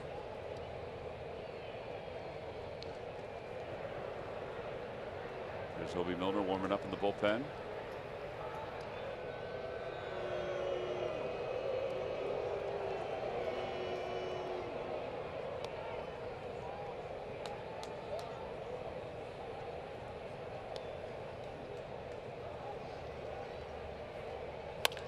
Out towards second. That should be 2. There's 1. Got to hurry the throw, and they do. Boy. And it's a 4-6-3 double play. All right, so now do you let him face Freddie Freeman and get through the 5th? Yes. Looks like they're going to. Gabe is not moving, so. This was a lot tougher play than Cesar made it look. Good exchange there by JP, but that was a long hop. Watch this hop. This is a long hop, and Ozzie Albies really hit that ball hard. And that was a long backhand flip that he tossed to JP as well. So Freddie Freeman takes a breaking ball for strike 1. Usually you'll see a second baseman kind of pivot and throw that ball from one knee. But with Albies, the way he can run, he figured I'd just shovel it.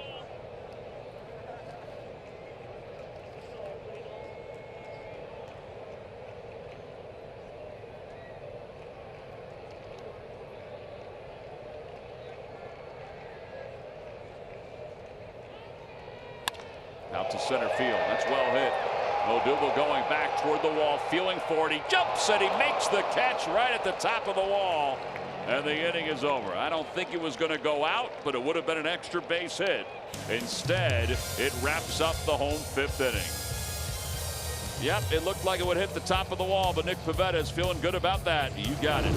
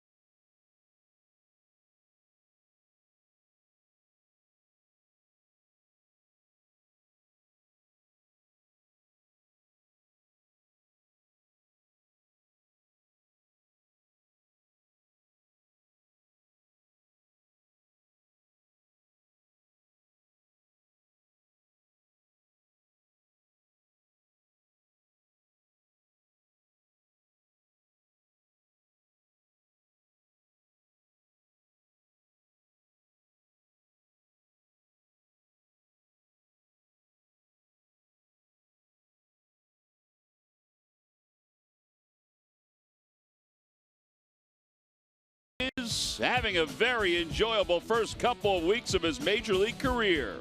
Scott signed a 6-year contract right before the end of spring training and has hit the ground running and swinging. It didn't take long for his first hit, followed by his first home run, and now his first big league grand slam. Kingery was once a prospect, and he now is presently producing at the major league level.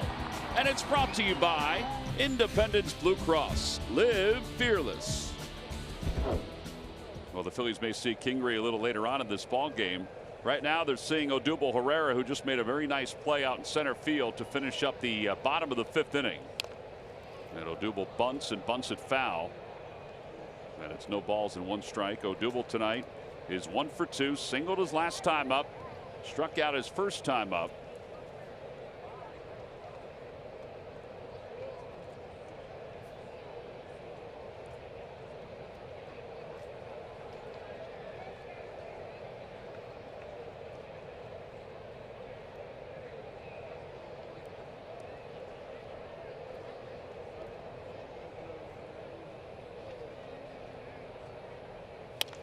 Another one fouled away, and it's 0-2.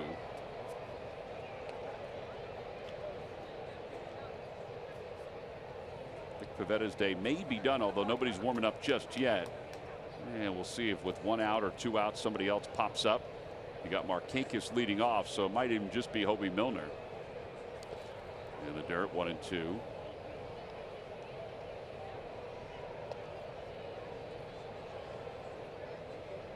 There's Hobie. I think it is going to be Hobie to pitch the 6th inning. You figure Markakis, so there's so many lefties in this lineup. Markakis, Tucker. 2-2.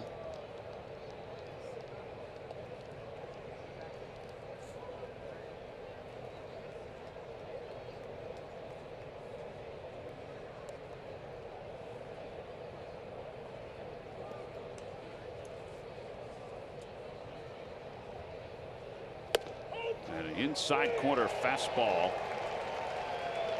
Is that a 2-seamer or was that a cutter? I think it was a slider. He just kind of got around more and it acted more like a cutter.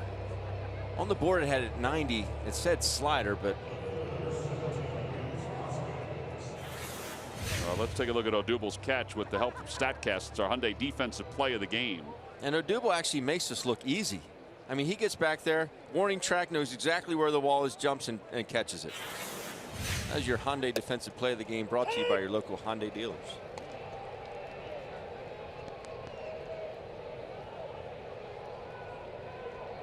Rhys Hoskins. Hoskins is 0 for 2. He has struck out and hit into a double play. 1 ball, no strikes. I should say 1 ball, 1 strike.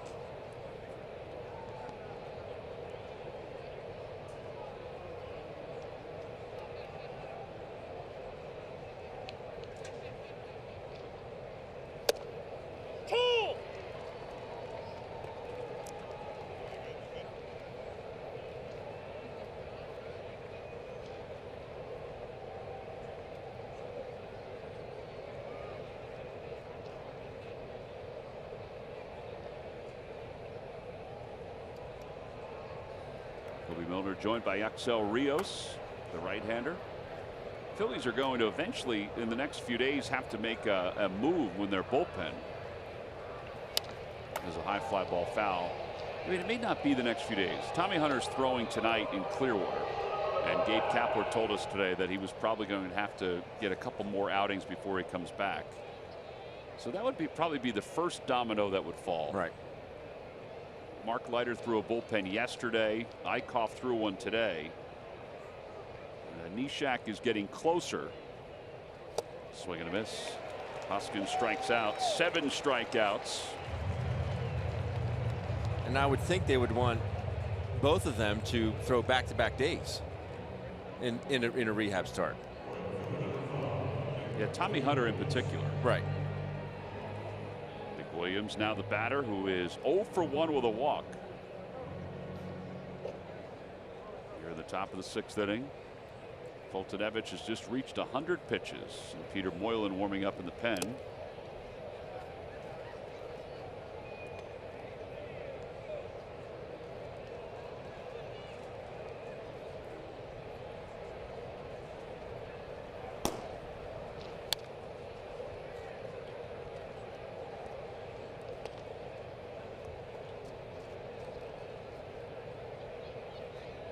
So it looks like Pavetta's day is going to be done. Nice job after 30 pitches in that first inning. It weren't all his fault. 14 after the miss at second base. 1 and 2 as Foltynewicz still looks strong.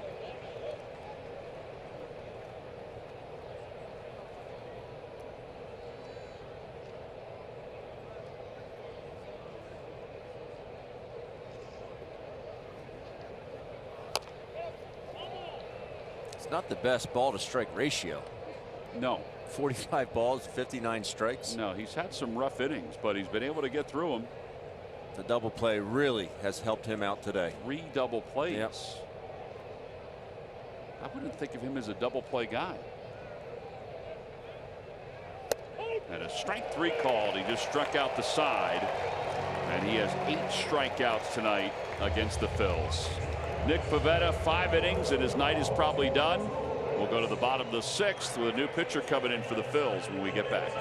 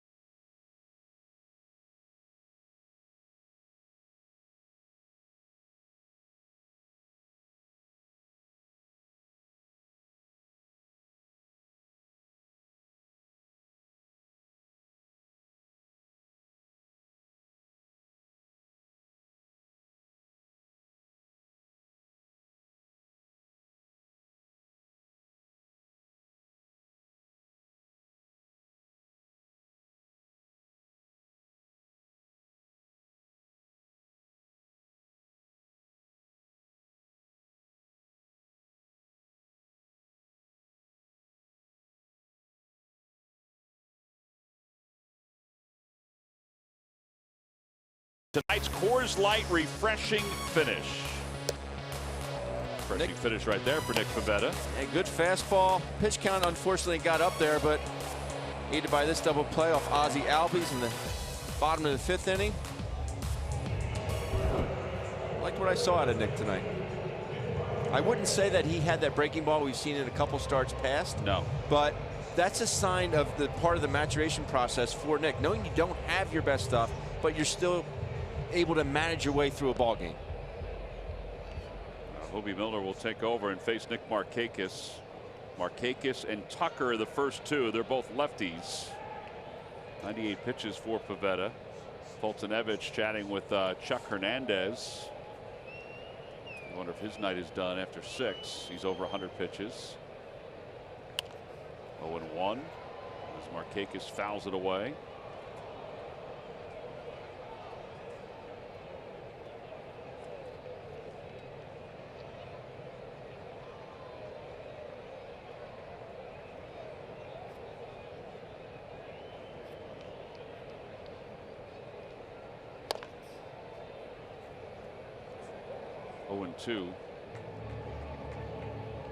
Ball went bounding into the stands. There's a gentleman in the first row that had a glove on, and he just missed it. And I think blocked the view of the person it hit. That's not nice. No.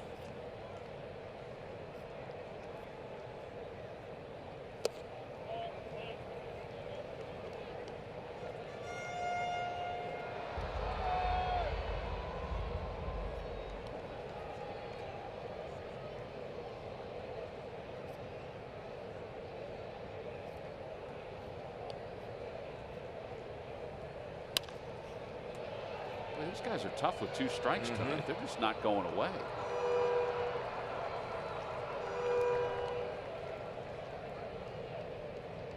And part of it is that they're fouling off a lot of pitches, which is keeping the at-bat alive for them.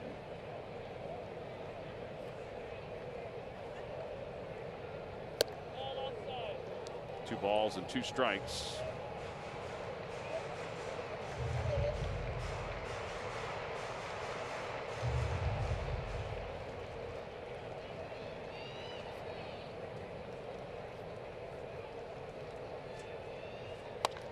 Fly ball right center field, playable for Williams, and he's there to make the catch. Phillies baseball is brought to you by your local Chevrolet dealers. And by Jefferson Health. Call 1-800-JEF-NOW or visit jeffersonhealth.org. Well, with Ben Davis and Greg Murphy, I'm Tom McCarthy. We're here in Atlanta, bottom of the 6th inning, 1-1 game. We had a tightly contested game last night, and the same is holding true here tonight. Out to left center field. Odubel got a good jump. 2 outs. Dansby Swanson is strolling to the plate. And I believe Gabe's coming out to make a double switch. There he is. He's heading out toward home plate. Pedro Florimon is going to commit to the ball game. So we've got a pitching change and a change on the field. We'll be back with that right after this.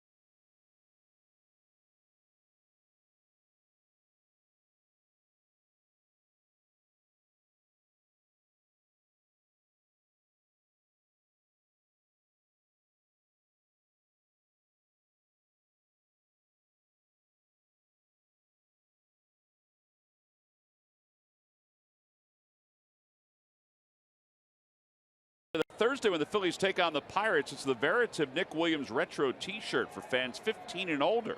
It's also the debut of Throwback Thursday. The Phillies will wear the powder blue uniforms. Get your tickets by going to Phillies.com. Well, 2 men down with Florimo now in right field. The new pitcher will be Yaxel Rios. Phillies must have a couple of guys down in the bullpen tonight if they're making a double switch at this point. And it's 0-1, or they may want Rios to not only get the last out here, but potentially pitch in the 7th inning. His spot was due to come up 3rd in the top of the 7th.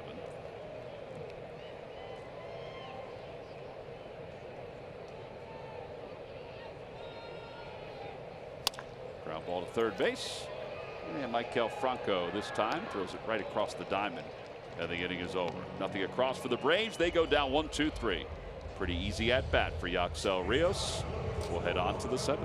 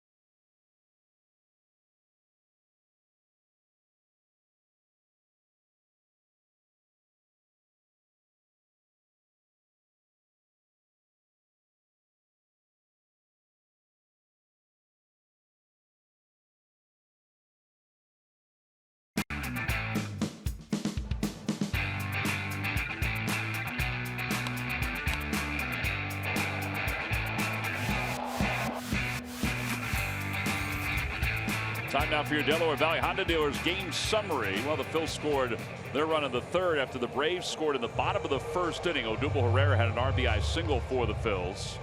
Preston Tucker's RBI single gave the Braves the early 1-0 lead. Both starting pitchers battled their way through. Poltonevich 8 strikeouts over 6 innings, and now it'll be Peter Moylan who will take over out on the mound. Now the first pitch to Maikel Franco. They say he went around, and it's 0-1.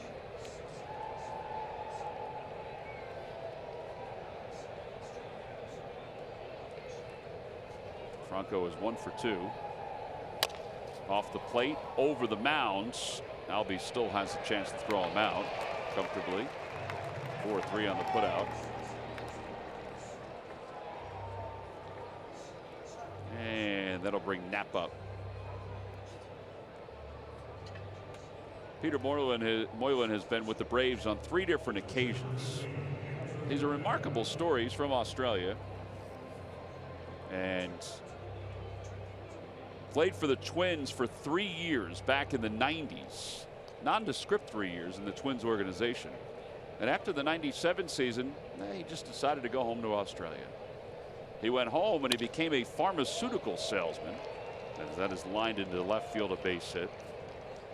And he was very happy being a pharmaceutical salesman and made pretty good money, had a company car, had an expense account, and he played first base a couple times a week back in Australia. And it wasn't until 2006 when Moylan discovered that he had a different fastball than he had before he left the Twins organization. Had some life on that fastball. and just eventually made his way back to professional ball, playing for the Braves. And now, all of a sudden, he's got this long career that's had 3 different stints with the Atlanta Braves. And his day is done, by the way. I think he looked a little surprised that he was coming out of the ball game. But they're going to bring in Sam Freeman. So we've got a pitching change, and we'll be back with that right after this.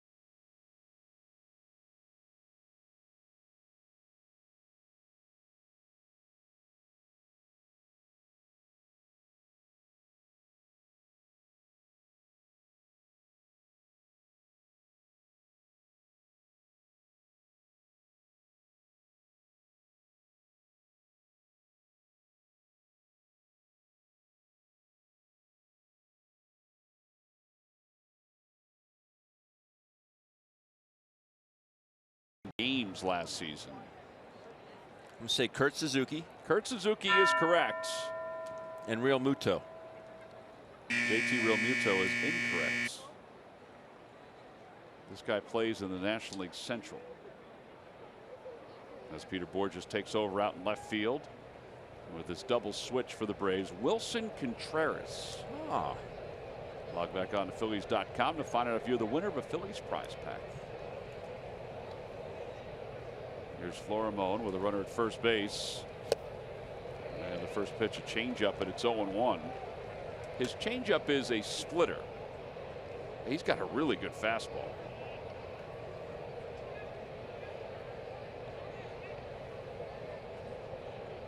'93 to '96 with that fastball. Slider beat 81 to 84, change 84 to 87. Yeah, the first 2 have been 87. Correct. 1 ball and 1 strike with Andrew Knapp over at first base.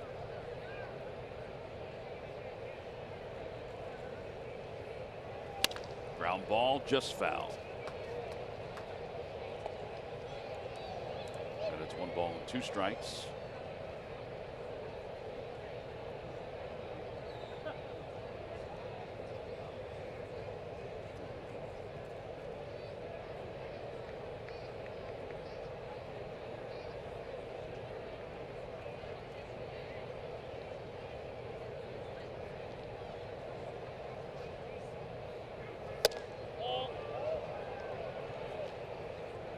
Two and two.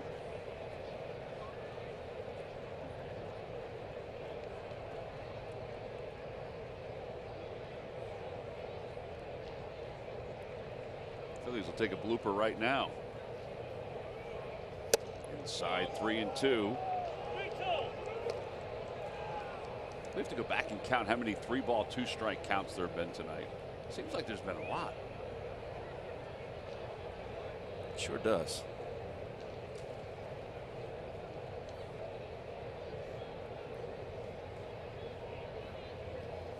And ball 4. And that'll put runners on first and second. And here comes Scott Kingery, who will pinch hit. Amazing how this game is. The game really has changed. 3-2 splitter there. With a fastball that he has. I don't get it. He had the armband, you probably would.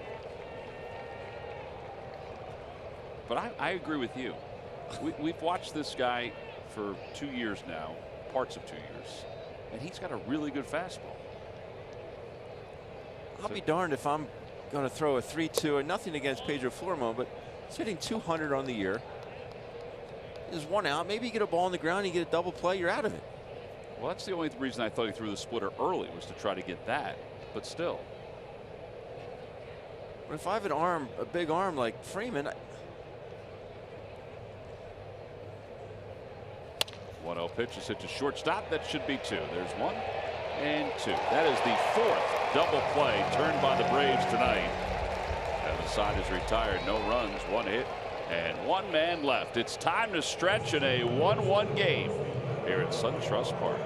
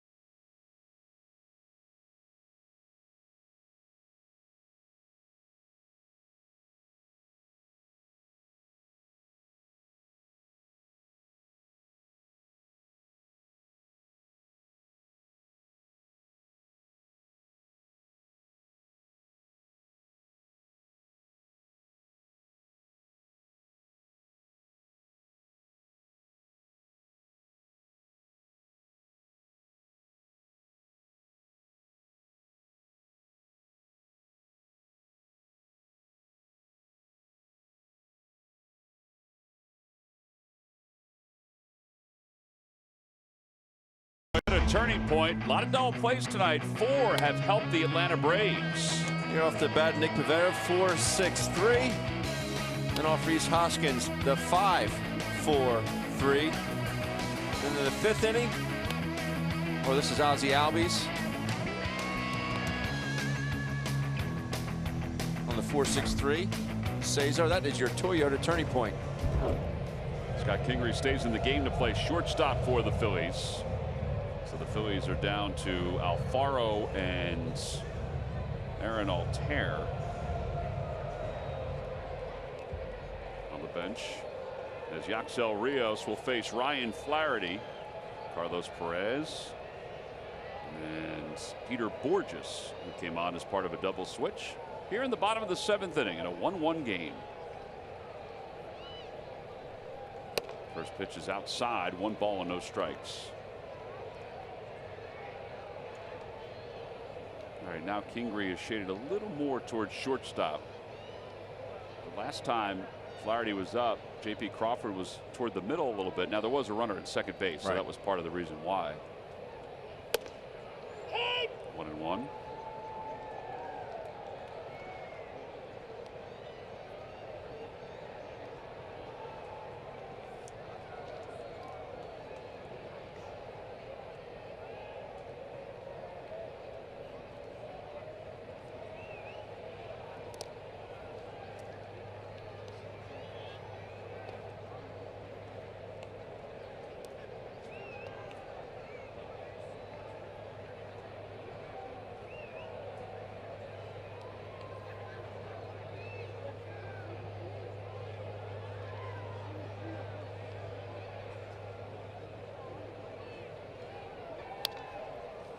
Two balls and 2 strikes as Flaherty fouls it back.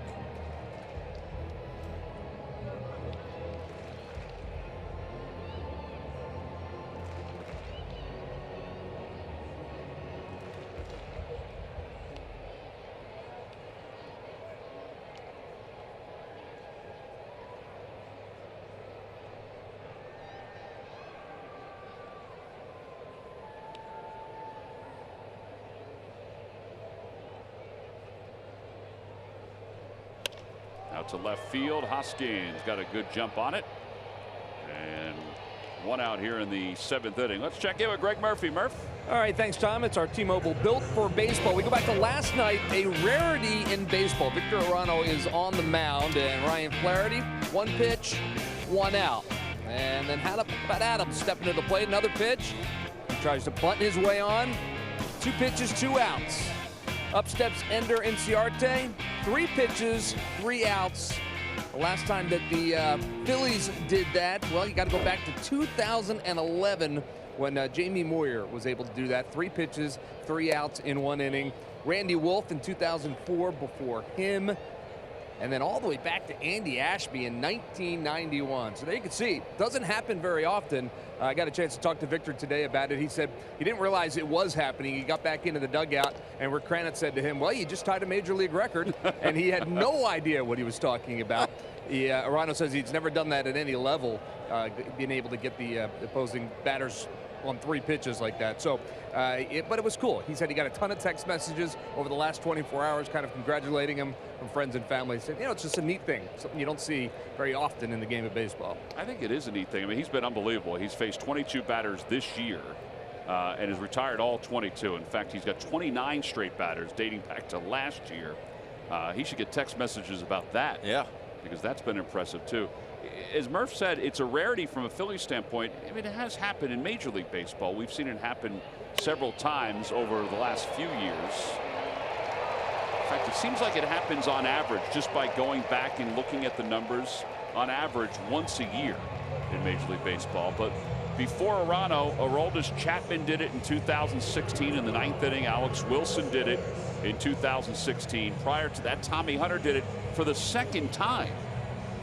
And Tommy was pitching for the Orioles against the Rays in 2014. Tommy Hunter's done it twice. I can't imagine, like Murph said, he doesn't remember ever doing that at any level. I can't even imagine how many of these guys have done it, even in Little League. Right. Because most of the time, if you make 2 outs, you know your manager's going to say, hey, man, go take a pitch. Somebody take a pitch. You know, give your pitcher a rest. But that really is a rarity. Randy Wolf, who Murph mentioned, did it twice in his career. Once with the Phillies. I don't remember which team he did it with before. 1 ball and no strikes to Borges, and he takes just below the knees, 2-0. But Victor's been really good. I think Jim Salisbury said it tonight on the pregame show. At the end of camp, when they were deciding on the bullpen pieces, Victor was probably one of the last 1 or 2 that was placed on the roster. Now that may or may not be true. It depends on scenarios, but it was probably pretty close. And now with the changes the Phillies are expecting in the next couple weeks, Victor's here to stay. There's Adam Morgan warming up in the bullpen.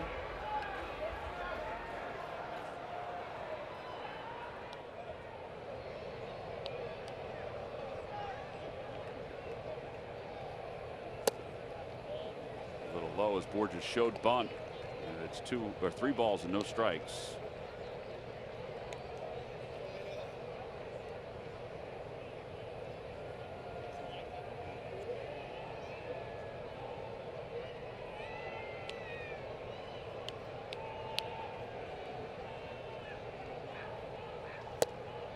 And ball 4. Well, it's getting a little dicey now as the top of the order is coming up for the Braves with Ender Inciarte.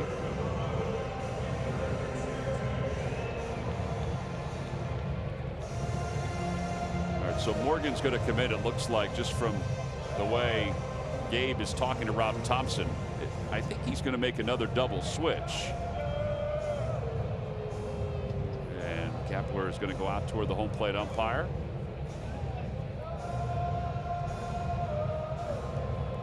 So another pitching change and another position change. We'll be back to Atlanta right after this.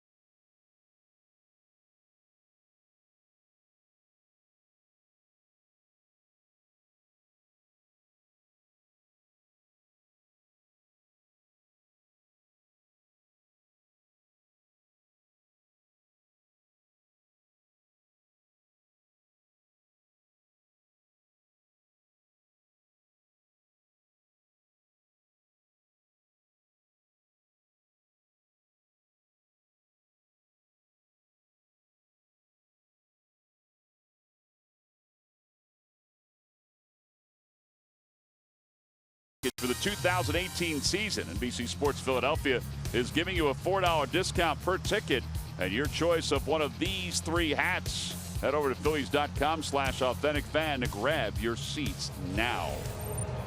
Aaron Altair comes into play right field for Pedro Florimon. Florimon's night is done. And Adam Morgan is on to pitch. 7 strikeouts for Morgan in 6 1/3. Opposition not hitting all that well against him. I think Adam's problem is the free passes. Yes. So far this season. A couple have been intentional, but he has struggled with command at times. Almost like he's trying to be too fine. Like nibbling. With his stuff, he doesn't have to nibble.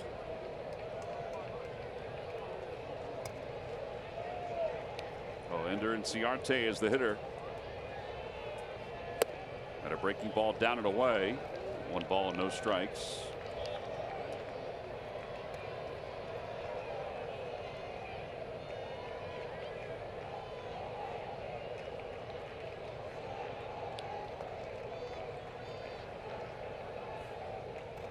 Fastball, and it's 1-1.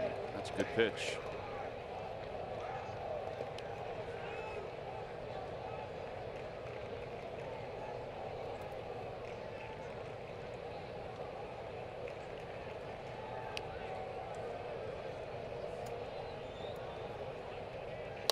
Over to first base, that could be 2. Santana quickly to second for 1, over to first, and there are 2 guys covering the bag, and Inciarte is safe at first base.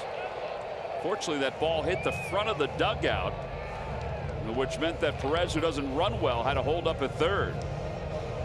Yeah, thank goodness for that netting.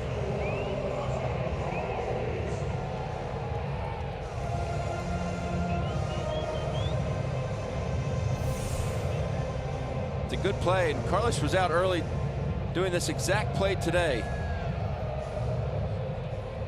You know what? Inciarte would have beat that anyway.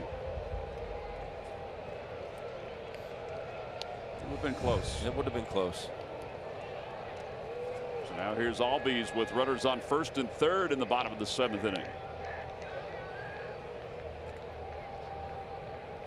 And a liner out to left field. Rhys Hoskins is there. Fortunately, that ball had a lot of topspin on it. No runs, 1 hit, and 2 men left. We have played 7. Cesar Hernandez to lead it off when we get back.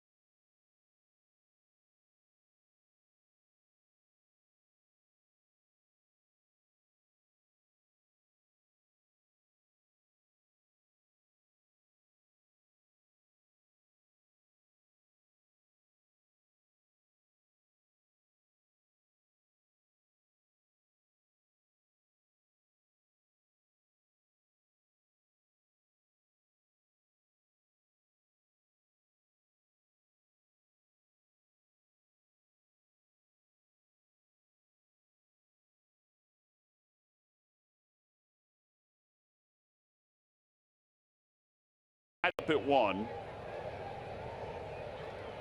And they'll start with Cesar Hernandez against Sam Freeman. The corner's in just a little bit.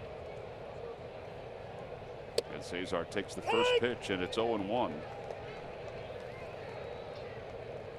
Freeman rolled a double play ball after allowing a walk when he came on in relief for Peter Moylan. Moylan went 1/3, allowed 1 hit, and that was it. In the dirt.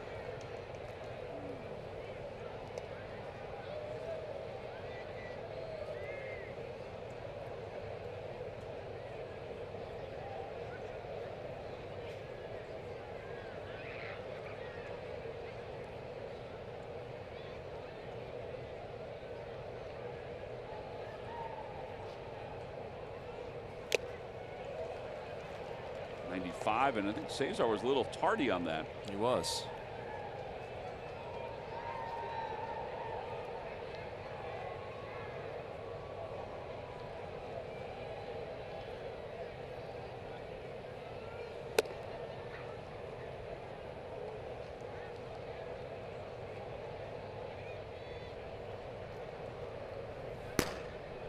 Bullpen actions. Dan Winkler is loosening up.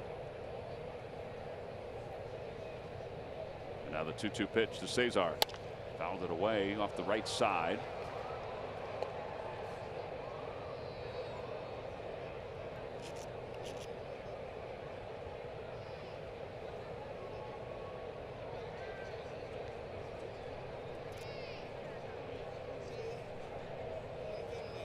Find a way to get on base here.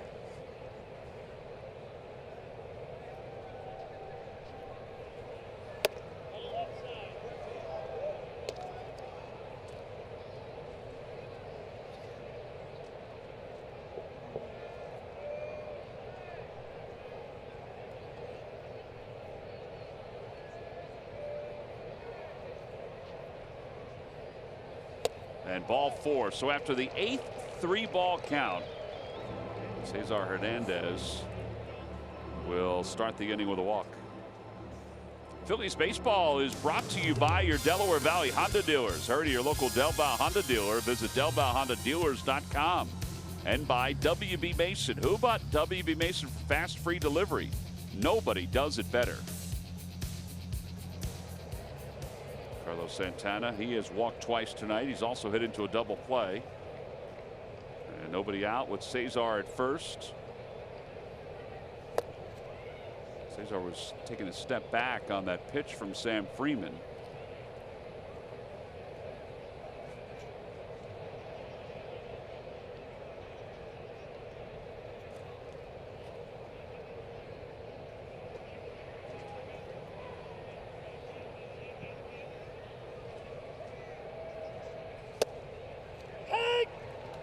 The 6th walk of the ball game. They got to make them pay, right? Eventually. 4 by Fultonevich, 2 by Freeman. Got to make them pay. Eventually. 1-2.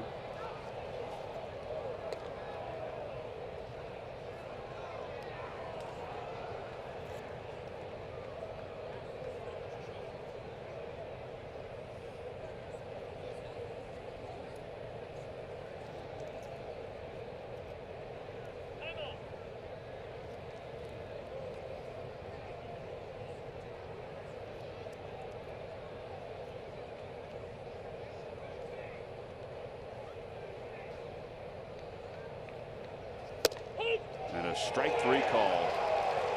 96 miles an hour.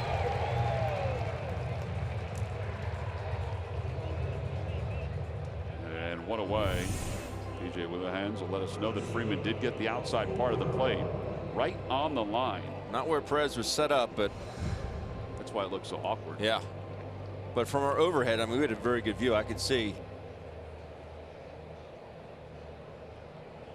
Odubel tonight is 1 for 3. He has struck out twice.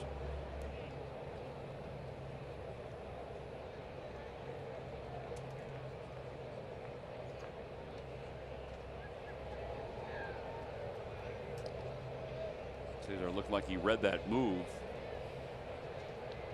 Cesar just hasn't stolen as many bases as I think everybody anticipated he would. For a guy who's been on base as much as he has, and he has been on base a lot, he just hasn't taken that plunge. Off the end of the bat to third. Flaherty goes to second for one, and they'll just get the lead runner. 2 outs and a runner at first, and that'll bring Rhys Hoskins up. And here comes Brian Snitker. Rhys didn't even leave the on-deck circle because he knew Snitker was going to go and get Winkler, who's been warming up. So the Braves will have another pitching change as Freeman's night is done. He's responsible for the runner at first base. A pitching change here in the top of the 8th inning with the Phillies and the Braves tied up at 1.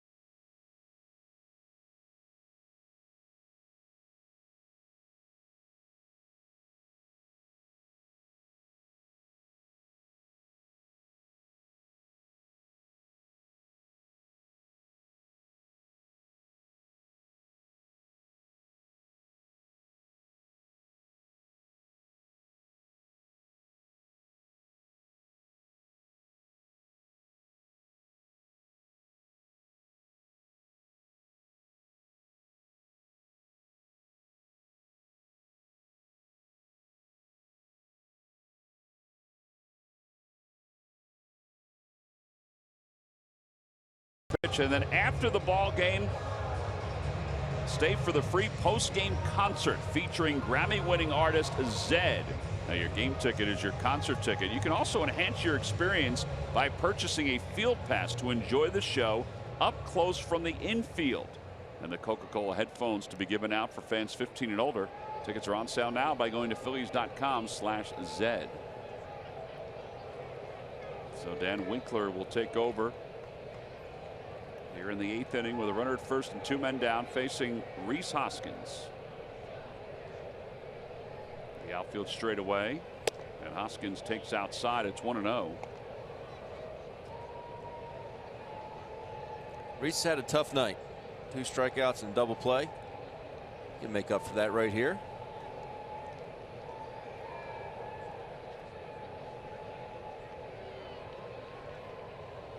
Outside again, 2-0. Winkler made the Braves last year after having a very good spring training. He was coming back from Tommy John surgery. And then the first month of the season, he was pitching in a game on April 10th. And he threw a pitch to Randall Grichuk of the Cardinals. And he broke a bone in his elbow. Outside, 3-0. And then missed obviously the rest of that year.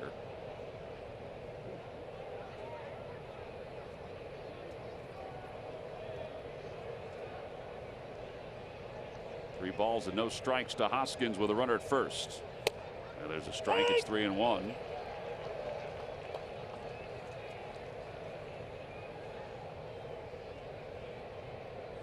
Braves had picked him up from the Rockies in the Rule 5 draft.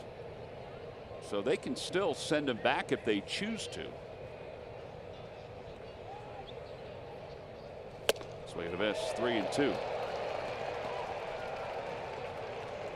They picked him in the Rule 5 draft back in December of 2014. But then he had the Tommy John injury. So he missed all that time. And he could still go back to the Rockies because he still has X amount of days before the Braves have to decide. something. It's amazing. Swing and a miss. Gets Hoskins on the slow breaking ball. And that will wrap up the 8th inning. No runs, no hits, and 1 man left for the Phils. Middle of the 8th, Phillies won and the Braves won.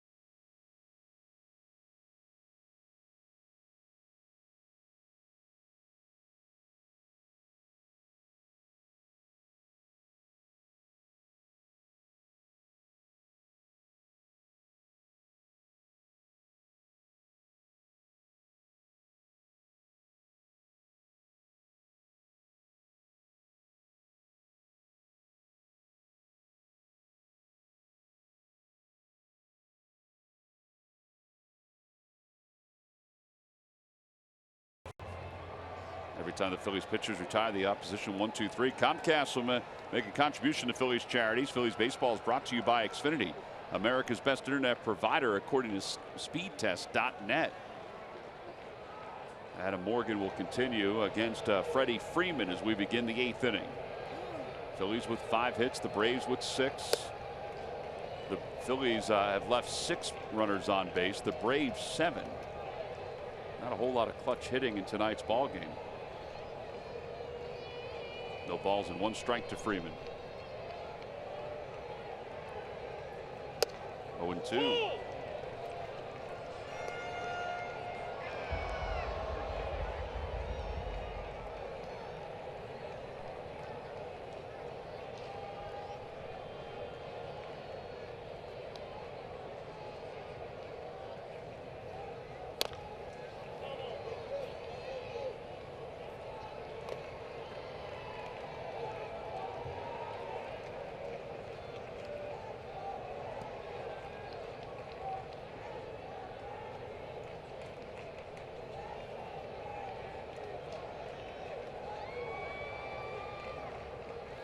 Down and away, 1-2.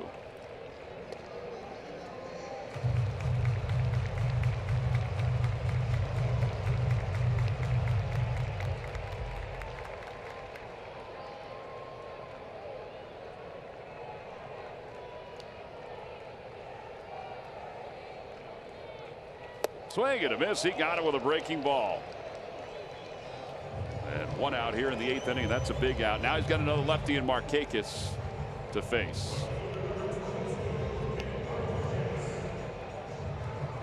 Nasty slider. Spiked the one before that. Comes back with it again. Strike, strike, strike, strike, strike. Not a strike.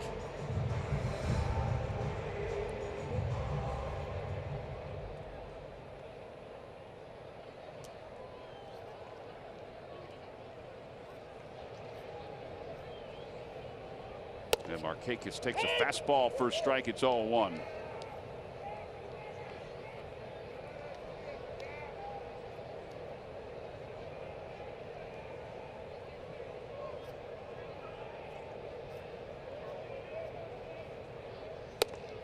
Just missed inside. You see Markakis moved out of the way, but that was an awfully close pitch.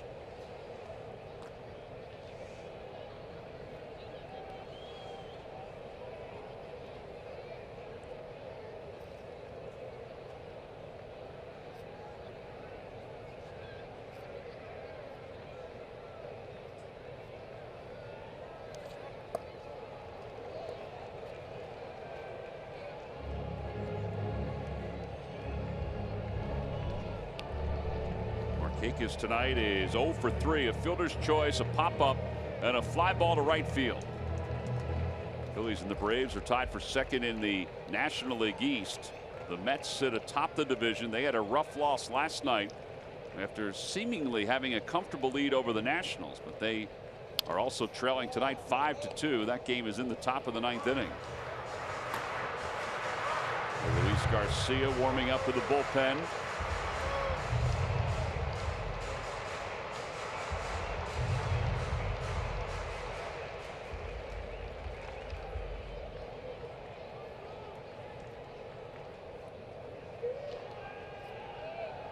Two balls and 2 strikes to Markakis.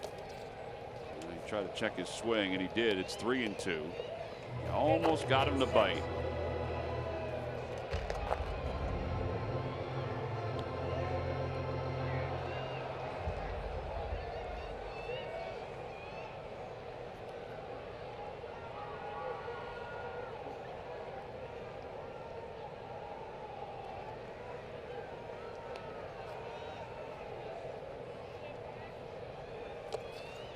And there's ball 4. So a 1-out walk, and it means Lane Adams will bat.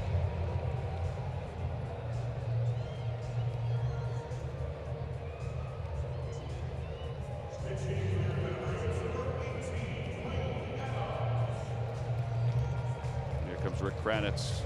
Going to give a little scouting report on Lane Adams. Kranny doesn't make as many visits to the mound. No. Some of it's by design. Well, you're only allowed 6 now, Tom. I even mean early in the game. Right. Because there's sometimes where you have to go out. But, I mean, last year, and this is all around baseball, you know, countless trips to the mound. Even from a Philly standpoint, Bob would go out often. He didn't want to, but it was a younger staff then, and he would go out a lot.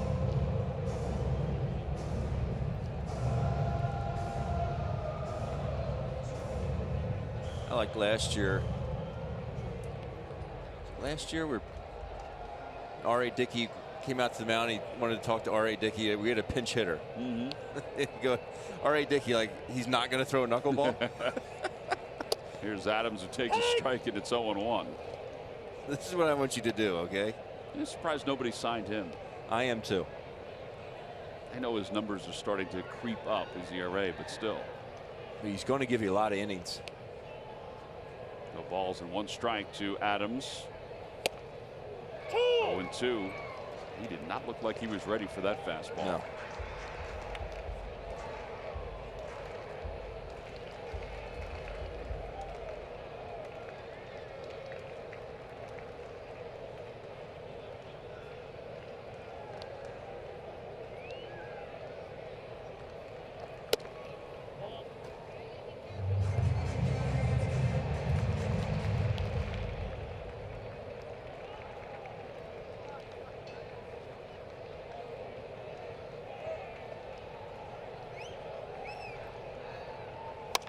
Floater out to right field. Aaron Altair has it sized up for out number 2.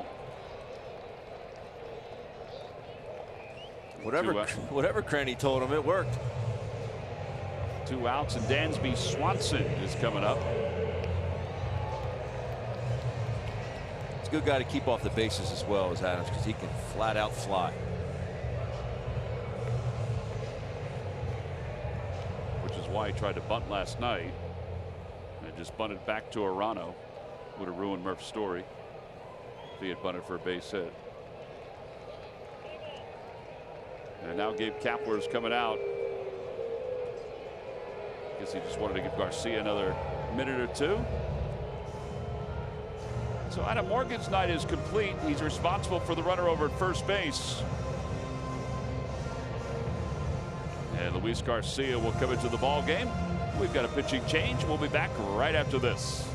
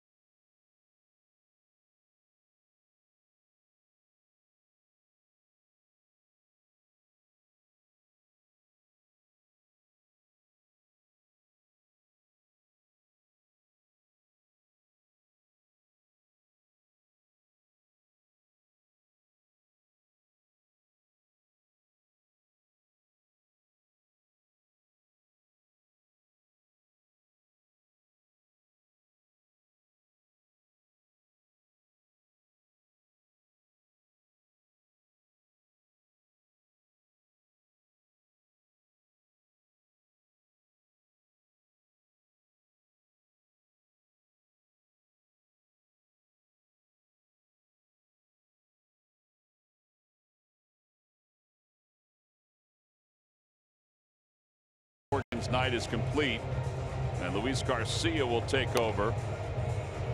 Garcia 1-1 with an ERA of 3.24. 6 strikeouts and 8 1/3, and he's on to face Dansby Swanson.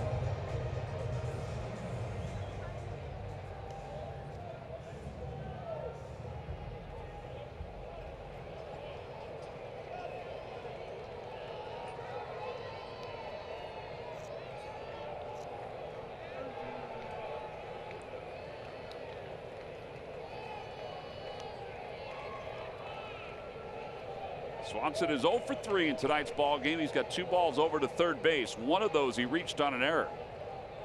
With a runner at first base, the first pitch from Garcia swung on and missed. He threw him a slow slider, and it's 0-1.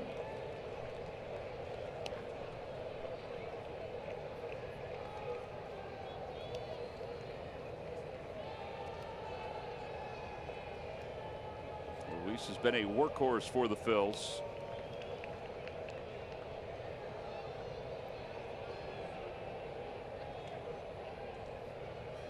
Fastball hit through the hole on the left side, and that'll move Markakis up to second base. And Ryan Flaherty is coming up with runners on first and second, and 2 men down.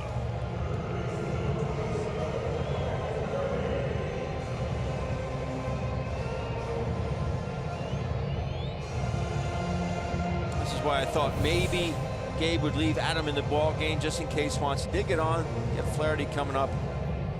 Lefty on lefty. I think the hope is he's going to hope that the fastball and the split for Garcia can get him out here. Is that it? A lot of times they'll righties, if they have a good changeup or split, that can usually neutralize a left-handed hitter.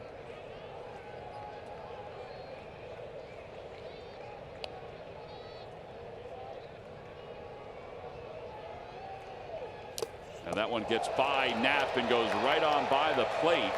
And the runners move up to second and third.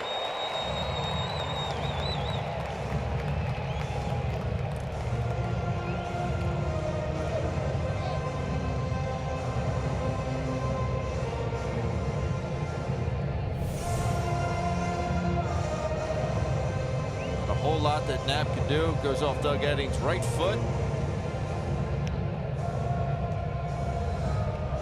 Luis just spiked it. They're going to walk Flaherty intentionally. And Kurt Suzuki's going to come up as a pinch hitter.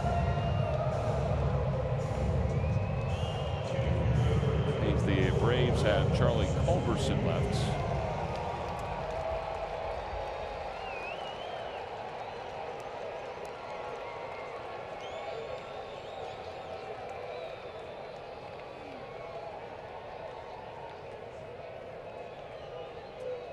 Bases are loaded, 2 men down here in the home 8th inning.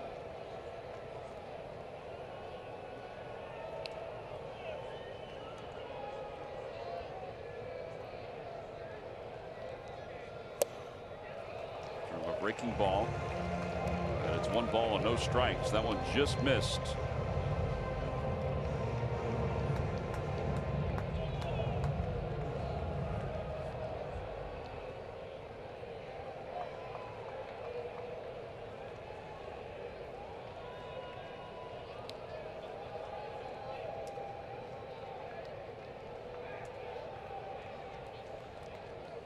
Inside 2-0. 97 on that heater.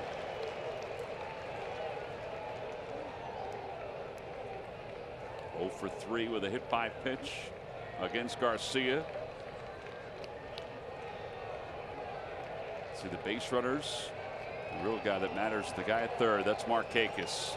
In this 1-1 game in the bottom of the 8th inning. Phillies have done so well in these tightly contested games, but lost the 1-run game last night. And now the 2-0 pitch coming. And a bouncer toward the hole. Kingery has it, and across the diamond in time, and the Braves leave them loaded here in the 8th inning. No runs, 1 hit, and 3 men left. Aaron Altair will lead it off for the Phils when we come back in the top of the 9th.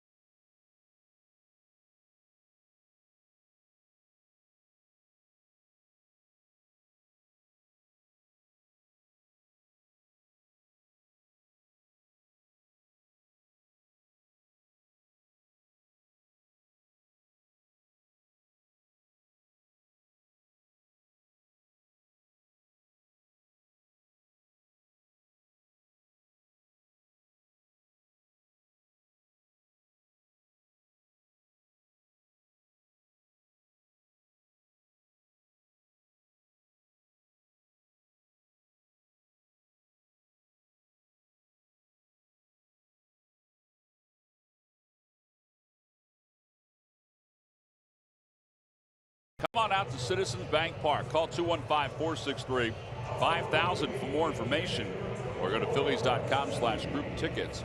Groups of 25 or more receive a discount on tickets and have their group's name in lights before and during the game. There's also group party areas that are available and are all new, beautifully renovated Bill Giles Party Suite. We got a chance to get a glimpse of those this past homestand. Curtis Vizcaino in his 9th game. He did pitch in last night's ball game and picked up the save. And he's on to face Aaron Altair here in the top of the 9th inning in a 1-1 game.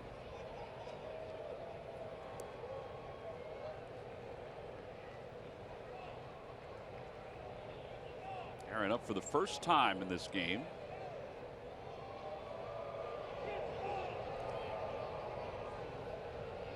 And a first pitch fastball runs outside. Vizcaino's got a live fastball. Vizcaino's fastball is topped off at 99 this year. He's got a curveball and a change too. There's another one at 96. It's 2-0.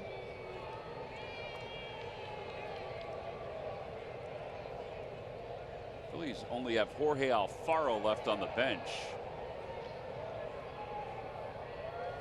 Inside, 3-0.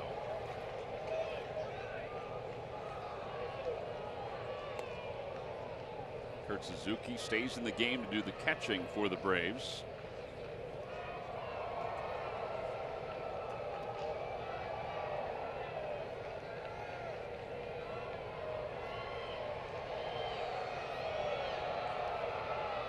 Inside, ball 4. So he walked him on 4 pitches.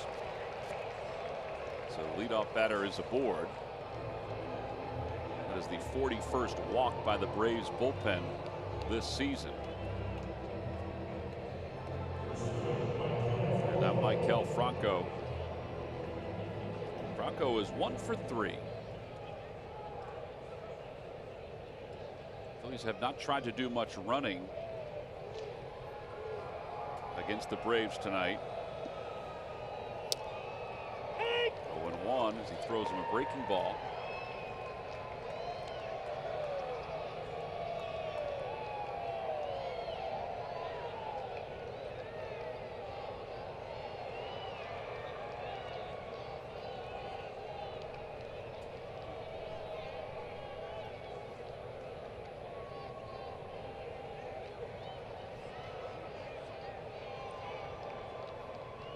Another breaking ball way out in front. 83 miles an hour.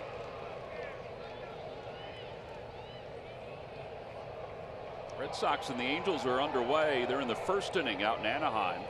And Mookie Betts has just hit a home run against Ohtani, who's pitching. See the double play groundouts. The Braves have rolled their share tonight.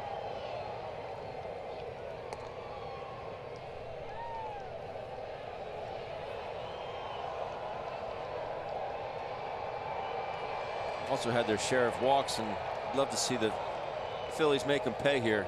Now 7 for the Braves.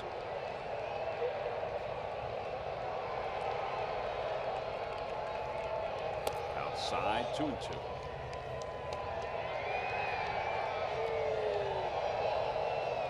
See if Michael can time one here.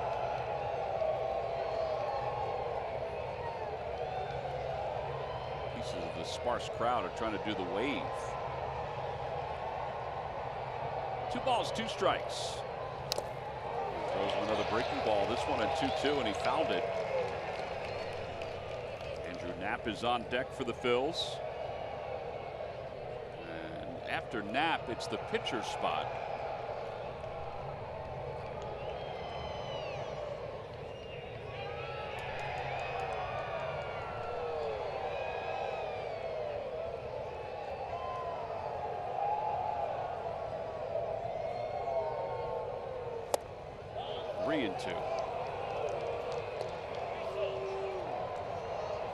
Taking a chance at all here to start him? I think you got to put some pressure on the defense at this point in the ball game. Yes, I'm sending them.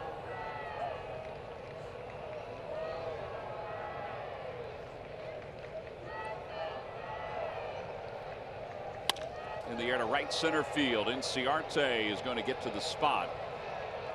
And 1 out. And Andrew Knapp is coming up.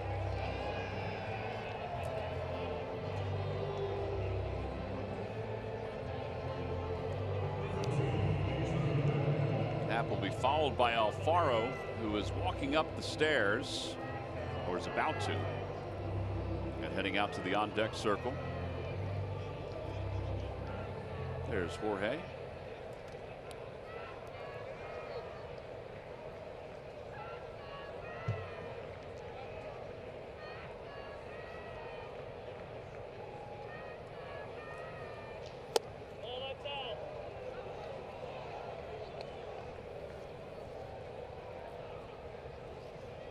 Andrew had an AB against Vizcaíno last night.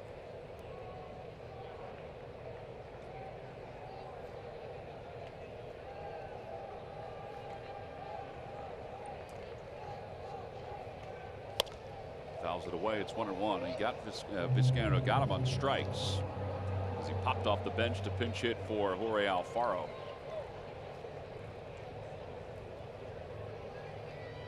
One ball and 1 strike to Knapp.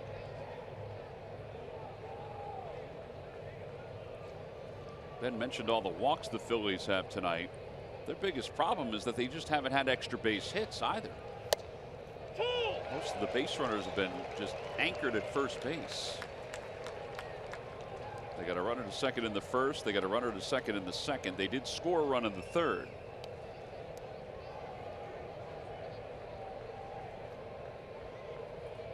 But even when they put together a couple base runners in an inning, they still haven't been able to move them over to third base. That one's lined down the right field line, foul. And it remains 1-2.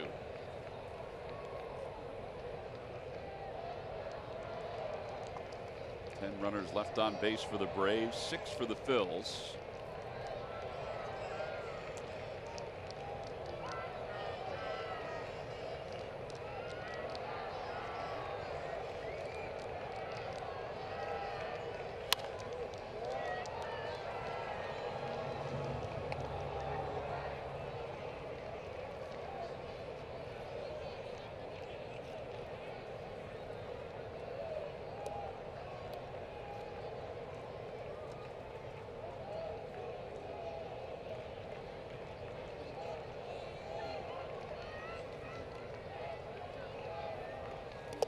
Check the swing, 2-2. You know, you have a very interested ball club. Guys really pulling for each other. Everyone, there's not a spot to be had at the rail in that dugout. Murph, a lot of positive energy down there. Yeah, I think so. There's a lot of like anticipation, as you guys just pointed out. They, you know, it just seems like they're one moment away from being able to make something happen here, but they keep missing out. I'm just saying, very rarely will you see the entire railing just full, and that's great to see. It is great to see. I can't see now, but it's great to see. Suzuki just took one. Right off the toe. Yep. Murph, you want me to say something to those guys down there? No, we'll let them go and have their fun. Okay. It's fine. 2-2 with a runner at first. I was thinking maybe we gave some different real estate, Murph. That's what I need. I need a little higher lot. Yeah, higher elevation.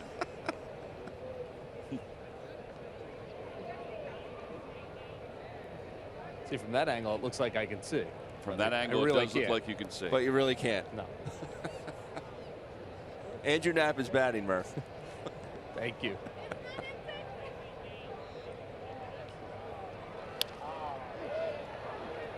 This is a 9-pitch at bat so far. This will be the 10th pitch coming to Knapp. See if he's got him timed now.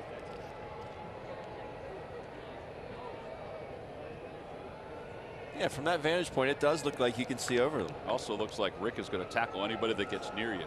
That's right.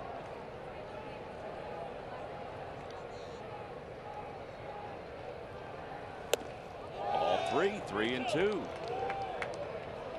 You can hear him yelling from the dugout. That was Murph yelling, get down. Win this battle here, Andrew Knapp.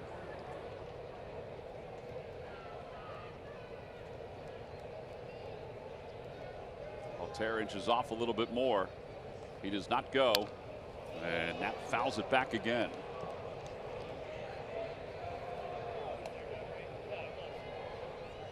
Andrew's swing does look a lot different from last season.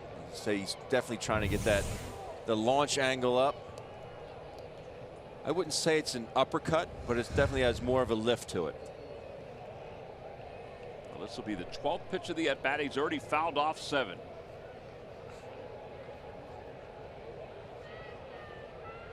Bouncing ball toward first base. Freeman's got it. Fires to second for 1. They did get the runner at second base, and Knapp is safe at first. I didn't think they had any chance to get Altair. You know what makes this play is the fact that Freddie Freeman has zero doubt in his mind where he's going with this baseball. If there's any doubt, any hesitation, there's no way he makes this play. As far as a bullet on the Swanson, he almost turned the double play.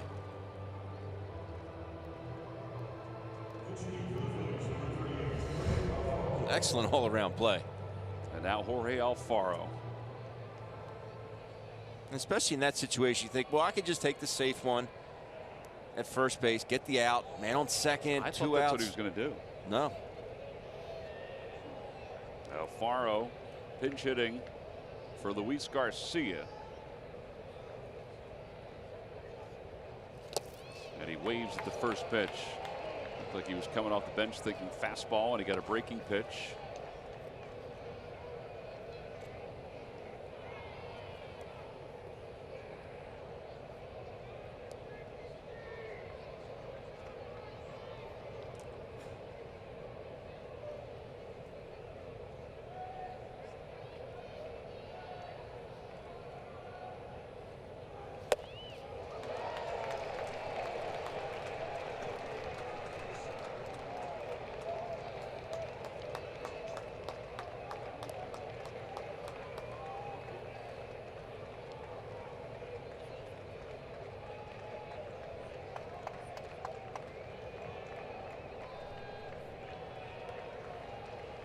Got him.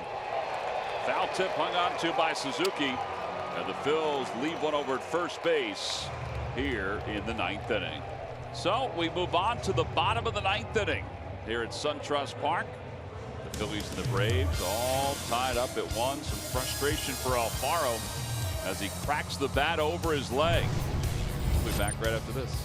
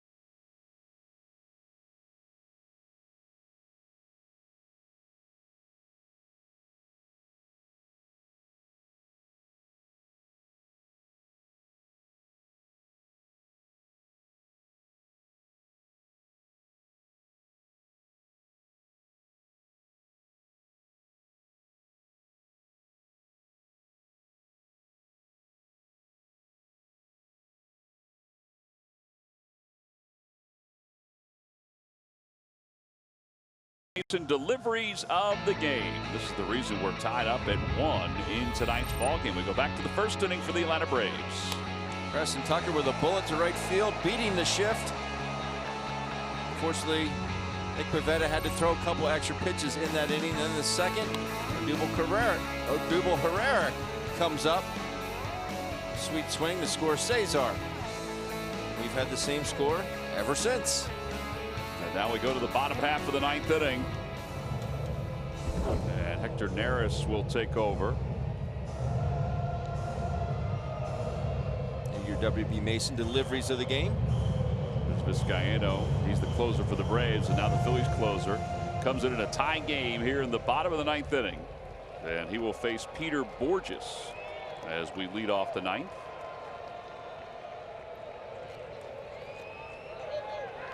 Borges came on as part of a double switch earlier in the game. He walked in his first plate appearance.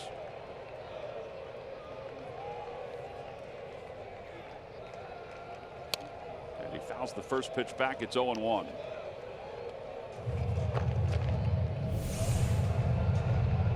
I would think this is going to leave a bruise. Never even tried that. Never did? Never. We should have you demonstrate it one time. Where's that buzzer Yeah. for the production cavity? I'll give you one. 0-2. Remember when Bo used to do it over his helmet? Yeah. Some extra pine tar to clean up. Jorge's not pleased.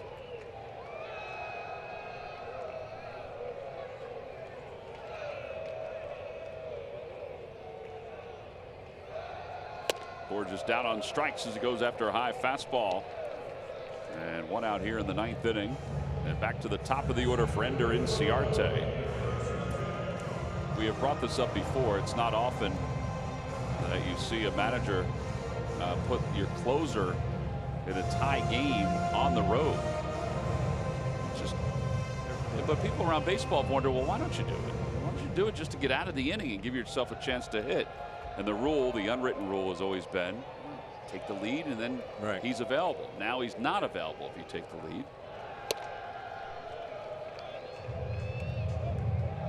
I think Cap does it more for what part of the lineup they're going to be in, and I would agree with that. More with matchups. 1-0.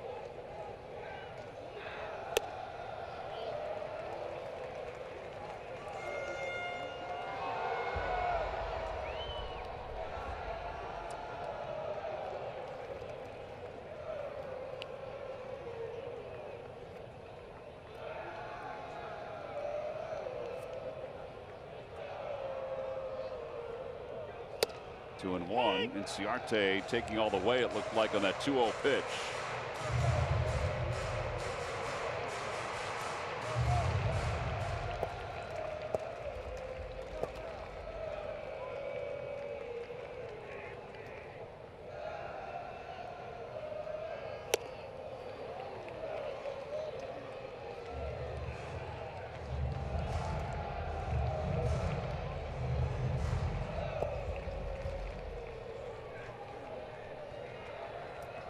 Jose Ramirez is warming up in the bullpen.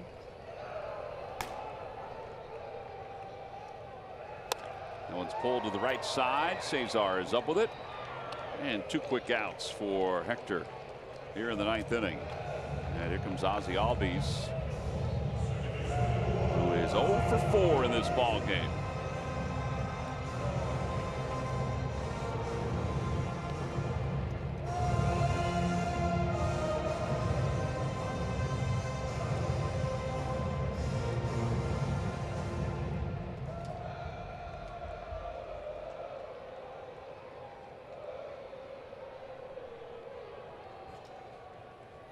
Albies takes outside, and it's 1-0.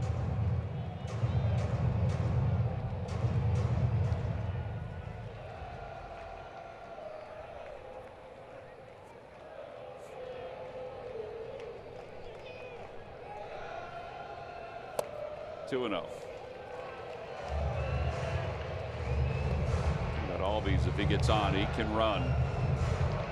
If you think about a ball in the gap, with Freddie Freeman on deck.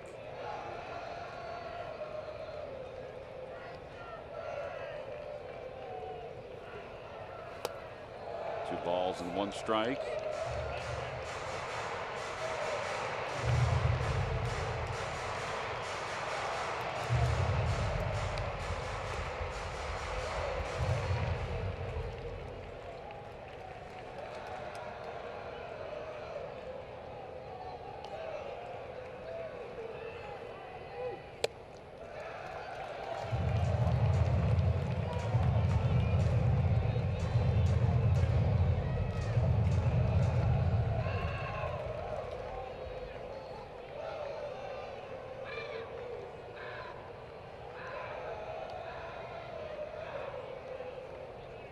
Ball four. Oh, Albies is aboard with a 2-out walk, and here comes Freddie Freeman.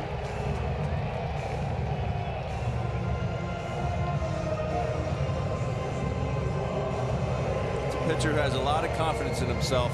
Throw a 3-1 splitter to Ozzie Albies, knowing if you walk him, you have this man looming on deck.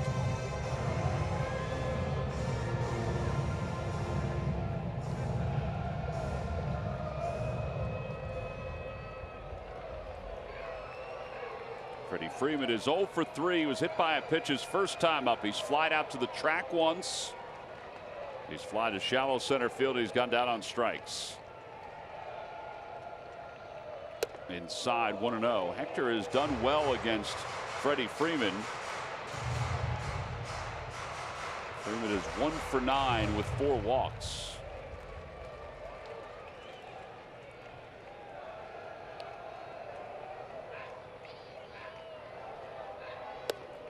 He threw the split, and it's 2-0.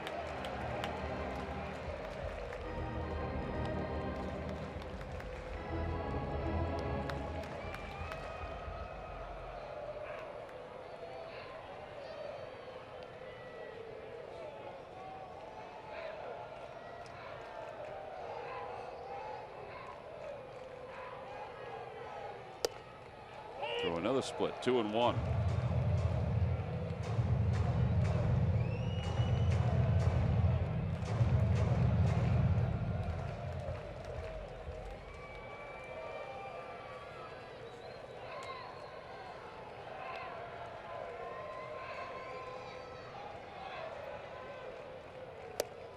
Two and two.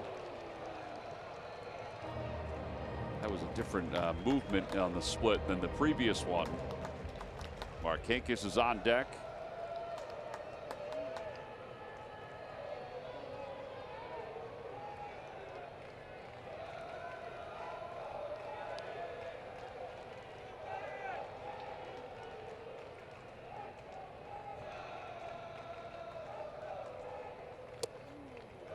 Well, Albies will be off and running on this pitch.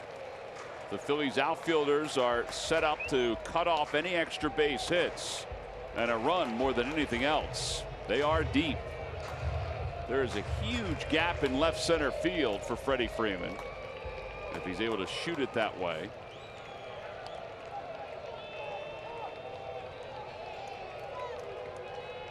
And now the 3-2 pitch coming. Albies is off and running. Swing and a miss. He got him. He threw him another split, and Freddie Freeman strikes out, and we are heading to extra innings here in Atlanta. No runs, no hits, and one man left. Hector Neris wins the battle against Freddie Freeman, and we stay tied at 1 as we go to the top of the 10th inning.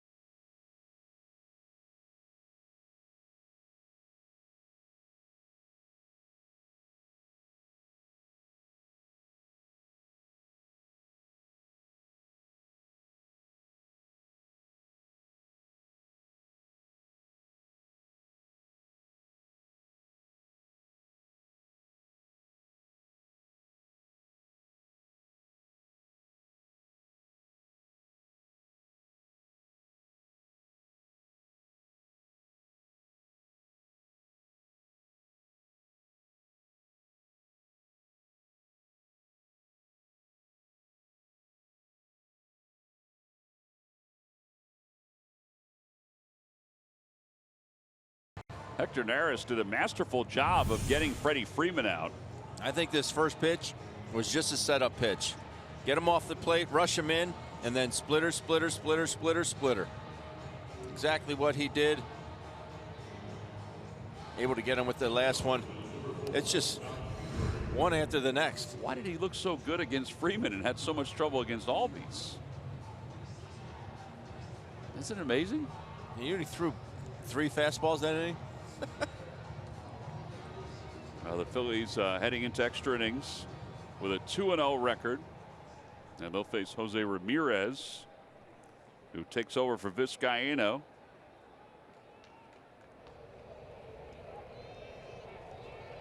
And he'll face Scott Kingery. Kingery hit him to a double play in his only at bat. He is 0 for 1. And he takes inside 1-0. All right, let's see if they can get Kingery on, and then maybe he swipes a bag. It's sort of a conservative approach when the Phillies have had base runners tonight. 2 balls, no strikes.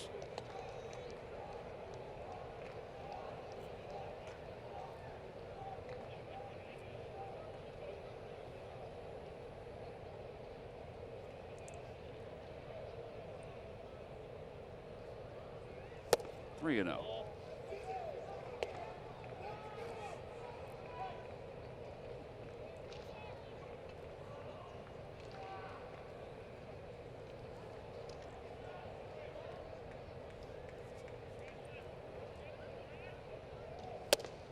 And ball 4, so Kingery draws a walk. It is the 3rd consecutive inning the Phillies have gotten a leadoff walk. And Cesar Hernandez is due up now.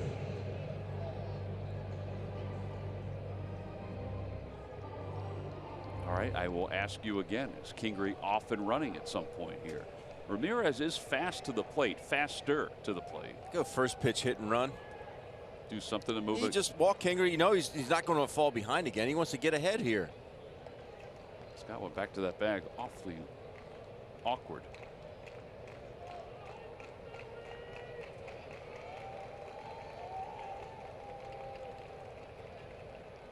He does not go.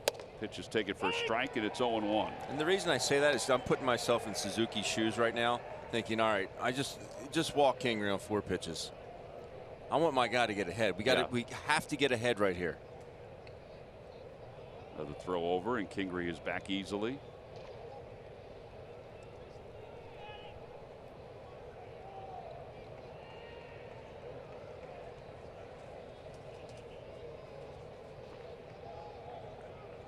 Oh, and 1 to Cesar.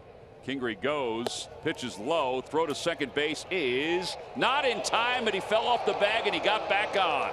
Thankfully, his hand got back on. He just said, wow. Sleight of hand. Walt Weiss is on the phone, just taking a look at it. Watch him slip here, where he just stuttered.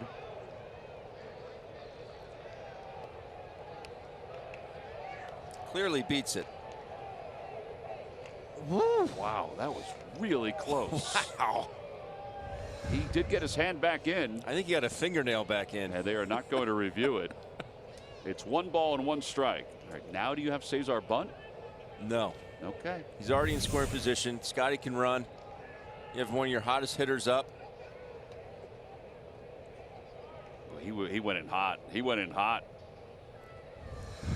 He bunts toward third. And over to third base goes Kingery, and he's safe at first base. He just beat the throw. He could have spiked Albies too. Albies was all over that bag. Unless you're going to lay down a perfect bunt for a hit. It was a beautiful bunt. I mean, soft hands. And now Carlos Santana. This is a beautiful bunt. Flaherty got a late start in from third. And that was for a hit. And it worked. Santana is 0 for 2 with 2 walks. The infield is in a little bit. And they play Santana to pull.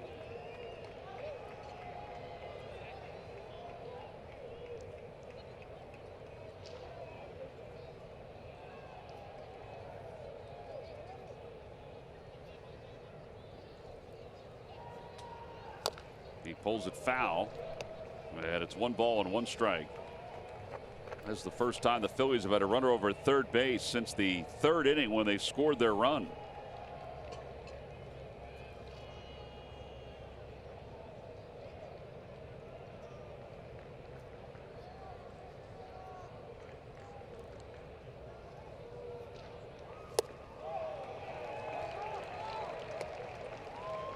Cesar's been on base 4 times tonight. He had 2 walks and 2 hits. Flied out in the first. Hey, I finally said it. Flied out. Atta boy, Ben. Only took me 4 years, Tom.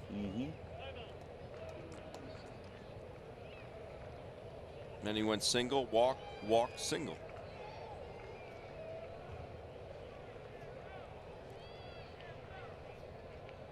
Swing and a miss. Santana strikes out and 1 away. And now the Braves can just set up to try to turn 2. I mean, it's a difficult runner to double up because it's Odubel and he runs well.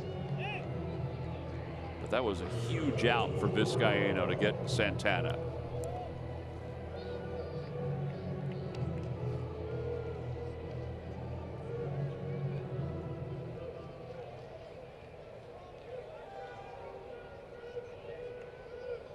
Odubel doing a lot of manicuring. He's doing a little landscaping in that left side of the batter's box.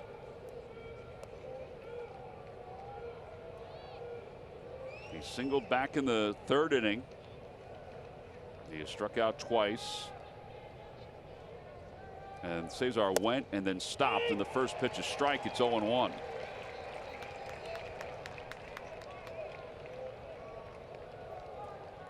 Thought Cesar had a pretty good jump too. Yeah.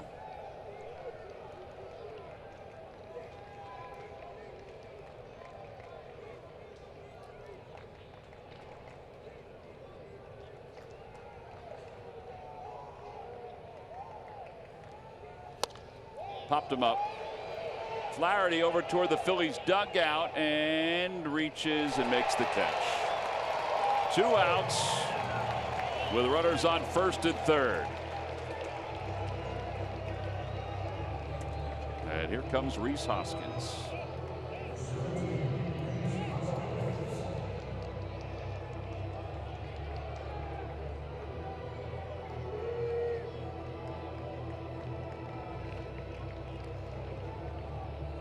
It's been a tough night for Rhys. He has struck out 3 times, but he can change all that right here.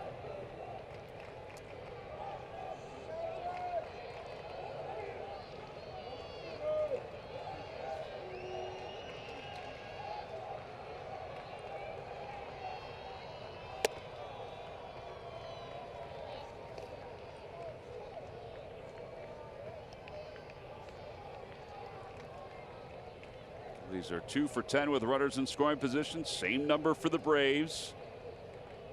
As Ramirez is ready to face Hoskins. And the 1-0 pitch. A strike, it's 1-1.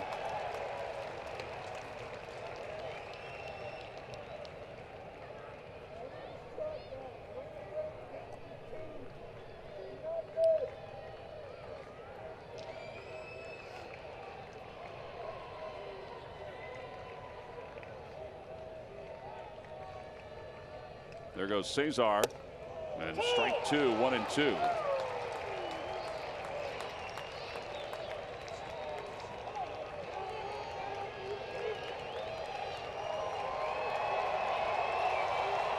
So base hit would score 2. Phillies need 1. I'd take 2 though. Yeah, 2 would be good.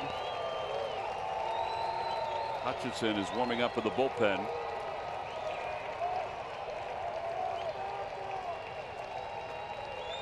It's 1-2 to Hoskins. In the dirt, 2-2. Boy, Suzuki has saved a lot of runs the last couple nights.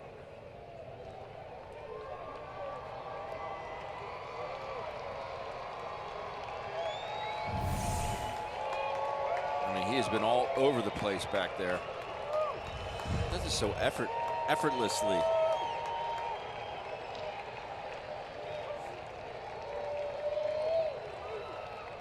2-2 is line to right field. Markakis on the run. He's not going to get it. It's off the base of the wall. 2 runs will score, and Hoskins will pull into second base with a 2-run double. And the Phillies take a 3-1 lead here in the top of the 10th inning. Like I said, T-Mac, I'll take 2. Man, that was a sweet swing, popping that one the other way. I don't care about the hat trick and the double play I rolled into. That's what's so great about baseball. First extra base hit of the night for the Phils. Finally make that leadoff walk pay. And here is Aaron Altair. And Altair takes a strike. It's 0-1. Now, Cesar's bunt was certainly a big part of the success now for the Phils here in the 10th inning. Outside, 1-1. Scott Kingery got it started with the leadoff walk. He scores the go-ahead run. There's Hector in the background. You wonder if Hector will pitch the bottom of the 10th inning. 2-1 now to Altair. Hutchinson has stopped throwing in the bullpen. Hector didn't overwhelm his pitch count in the 9th inning. And Ramirez overthrows that one. Hoskins' 2-run double gives him 7 doubles on the year,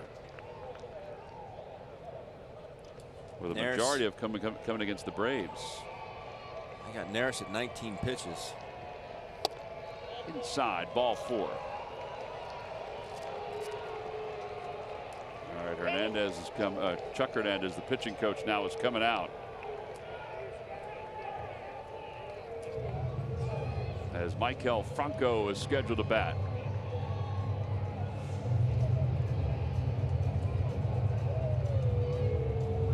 Well, this might be somewhat of a stall tactic, but there is nobody warming up in the bullpen for the Braves.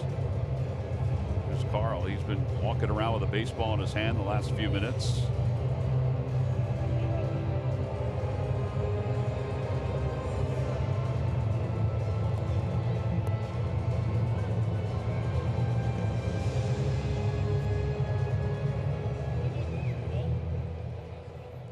Rick Kranitz walkie-talking out to the Phillies bullpen for Jim Gott. Just kids at heart, Ben. Just kids at heart. Everybody wants a walkie-talkie. Franco fouls it off to the right. I think Jim Gott has a handle. What's his CB handle? That's a good question. It's got to be Goddard. Goddard? Yeah. Just picked up on some of the lingo in the clubhouse. Goddard.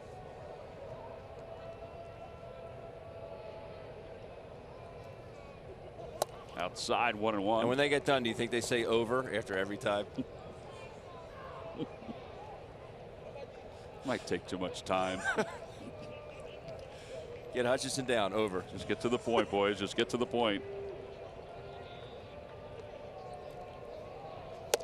On the outside corner, it's 1-2.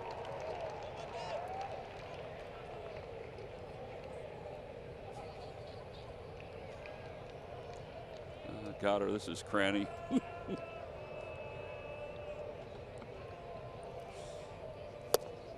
Just a bit low. It's 2-2.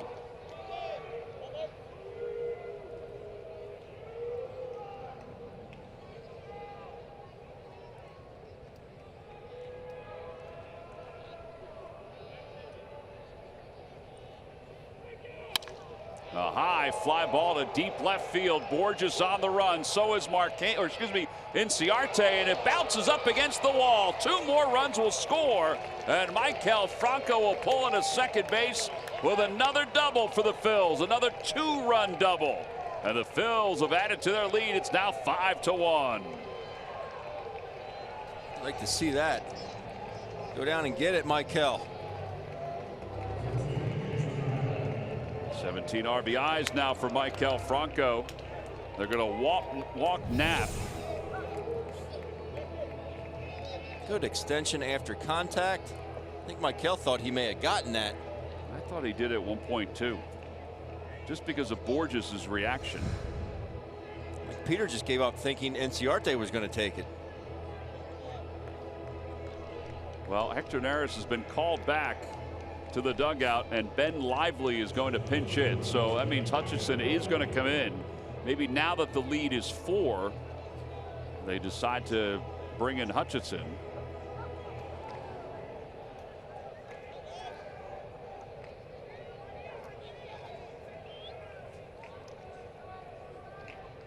Rudders lead off first and second. And Lively takes a big rip and fouls it back. Hector's probably a little disappointed he didn't get a chance to bat.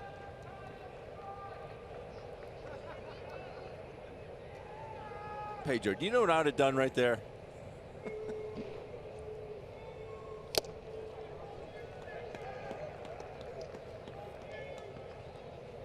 0-2. I'd have taken him so deep. You'd have left pitch up. I cleared my hips first. Outside, 1-2. Pedro, just shut up, would you? No, Ben, we're talking walkie-talkie handles. He's Flow Rider. Flow Rider? Yeah. Copy that. Swing and a miss. Lively strikes out, and the inning is over. 9 men come to the plate in the inning.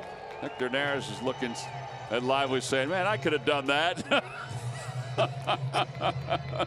Well, all he needs is 3 outs and he'll get a victory, and everybody will take that one.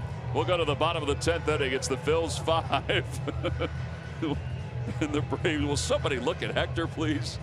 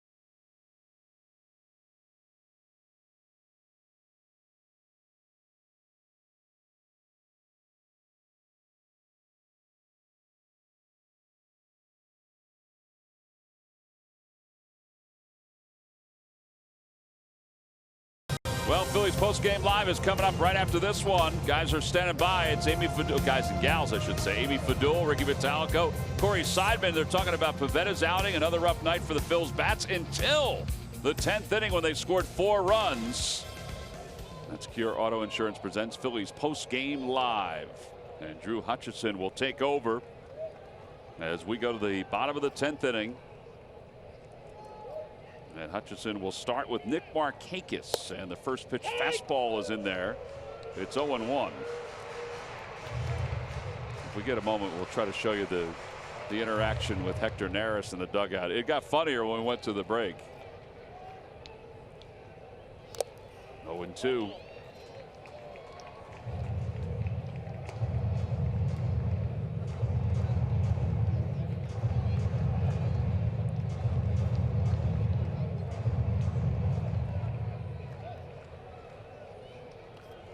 Two-run double by Hoskins has helped the Phils to this lead. There's a high bouncer to first. Santana will take it to the bag, 1 away. So this is the exchange in between innings. Look at Hector. He's looking for somebody. Nobody's even getting an eye contact with him. Finally, the guy that hit for him, Ben Lively, sees him.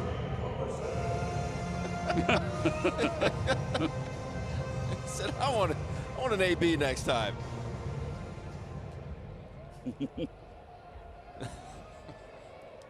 He's the best. There's Charlie Culberson, who will pinch hit with one man down. And he takes outside, 1 ball and no strikes.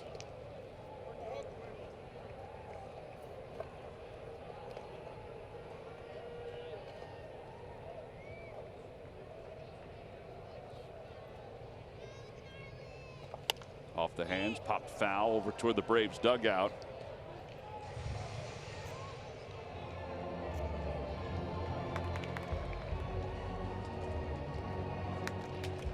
Cesar Hernandez, whose bunt helped add some life to that inning. Swing and a miss, and it's 1-2.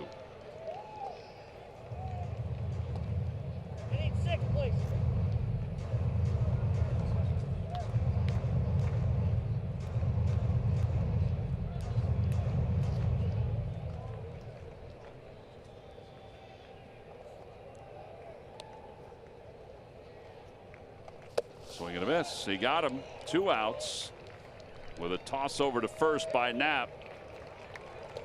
And now Hutchinson has Dansby Swanson to deal with.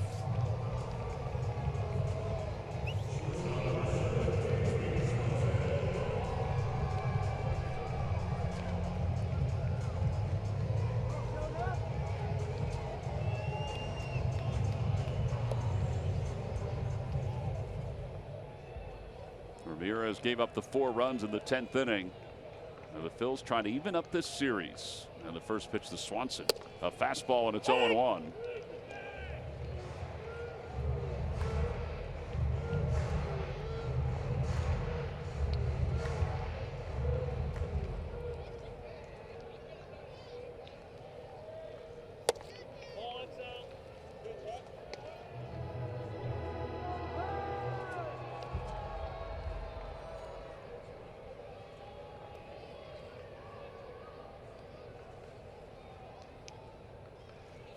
Back toward the middle, and a base hit for Swanson with 2 outs. That's his 2nd hit of the night. And it leaves it for Ryan Flaherty.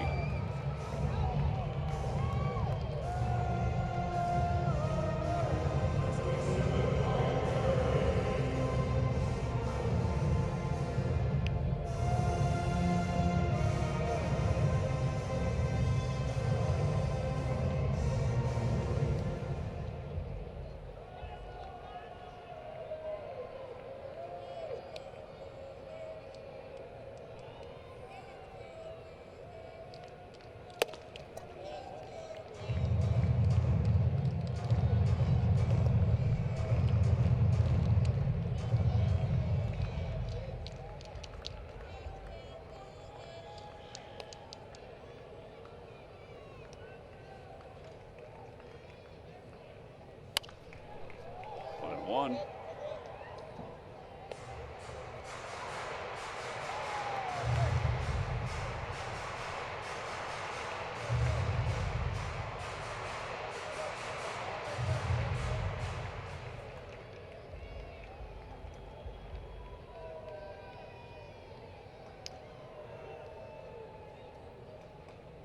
Swanson takes off. Pitch is a bit low, and it's 2-1.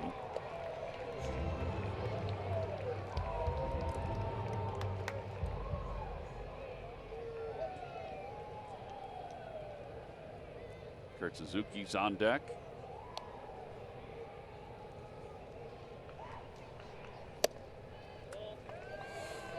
Three balls and 1 strike.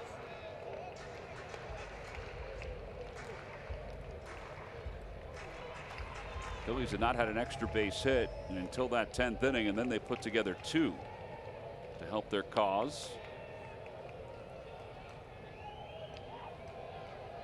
Bouncing ball to first base. This should do it. Santana's up with it, and the Phils in 10 innings have defeated The Atlanta Braves 5-1 to pull even in this series. It's a winning road trip so far for the Phils. And they'll go for another series victory tomorrow night. But they win it in 10, 5-1. Rhys Hoskins, Maikel Franco, each with two-run doubles to help the Phils win this game. Rhys is our Chevrolet player of the game. His two-run double went the opposite way. And it was huge because there were 2 outs with runners on first and third, and they needed a big hit. Absolutely. It's not how you start, it's how you finish. And that couldn't be more true for Rhys Hoskins. 3 strikeouts, a double play, but he comes up big, and I mean huge. With this double to right field, there's a fastball up and away off Ramirez, off the base of the right field wall. That plays 2. Put the good guys up 3-1 at the time. And then be like Maikel Franco.